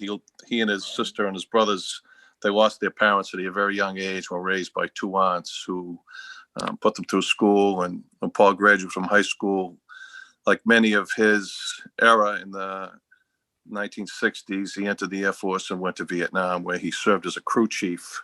And in my early days as a cop, anyone who comes on the Milton Police Department or the Boston Police, if you live in the Milton, Mattapan, Hyde Park area and you work after midnight, you're very familiar with Simcoe's Hot Dogs on the Bridge, and it's a regular entity after midnight in the police station. And Paul was a well-known customer there. And one of the things that was written about him by one of the veteran officers the other day was that how he recalled coming on the job, how Paul and a couple other Vietnam era vets would sit at night and talk about their experiences in Vietnam during that time frame. And that's something that, had you not lived it, you could never understand it, but Paul had a great way of doing that. Paul spent his entire career patrolling one route, this town of Milton, the Blue Hill Avenue car. He never left it in his entire 31 years. He patrolled that route. He knew every entity from the poorest person to the richest person, whether they lived on Brush Hill Road or wherever they lived, he knew them all. He knew every aspect, Curry College, all of it. He knew every entity of what is full of trust today, when it was just open fields and just the Fuller House itself that sat there. When I was early on in my tenure as chief, I learned that Paul had been diagnosed with Parkinson's disease, and in 2009 would have to leave the department because of that a year early. But he was clearly beloved there. He was one of the first members of the Milton Police Honor Guard, and in 1990, when the Milton Police Department turned 100 years old, and Chief Wells Sr., with the relationship that he and Tom Flatley had with President Bush to commemorate it, were invited with 10 members of the department to the Oval Office in uniform, where there was a special commemoration of Milton's 100th centennial as a police department. It was one of the 6 police departments in the state to be 100 years old at that time. And Paul was one of the 10 officers who was in the Oval Office, and there's some great photos that his family has of him meeting with President Bush personally and shaking hands with him. And he actually gave him a gift. I don't know if the president kept it, but he did give him a pretty cool gift. It was a comical gift, but sadly he died way too young. And you know that I speak always with a great deal of passion and compassion for our employees, because they're the ones who, whether they're out there in a police car or a DPW truck or a fire truck or standing in a library desk tomorrow or filling an office in our own town hall, they're the people who make what is the town of Milton tick. And that's what Paul did for all of his life, and his professional life. And the final thing I will say, for me personally, you know that one of my gifts in my own personal life is to have been a member for so long of the Copeland Foundation. The reason I met Martha Verdone, the president of that foundation, over 30-something years ago, was because Paul Lynch loaded Pepsi trucks at the Copeland Company part-time for years and was like a son to Martha. He was the one who first brought me to meet her back in the early 1980s. So he will be missed. I want to thank the department and Chief King. I know how much that he meant to all of them over there. And because of COVID, he wasn't able to have a funeral, but retired Lieutenant Leo Judge, who was his sergeant at the time for many years, who works at Thomas Funeral Home, arranged last week. And with the department members, they took Paul for one final patrol through the town. So that was a really special honor. And may he rest in peace. And I just wanted to mention that about him tonight. So thank you, and thank you for letting me go on so long. Thank you, Madam Chair. Thank you for sharing that with us very much, Richard.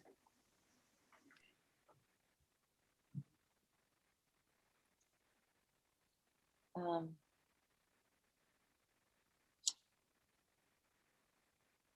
see. I think, sorry.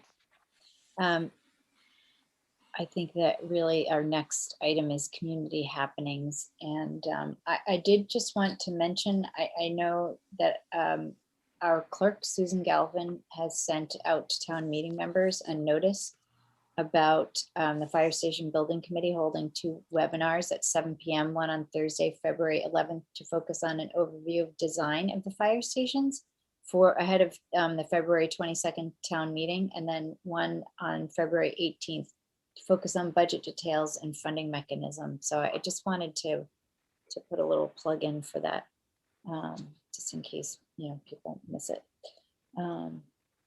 Does anyone else have any community happenings? Vaccination site is the biggest community happening in town. Yes, that's true.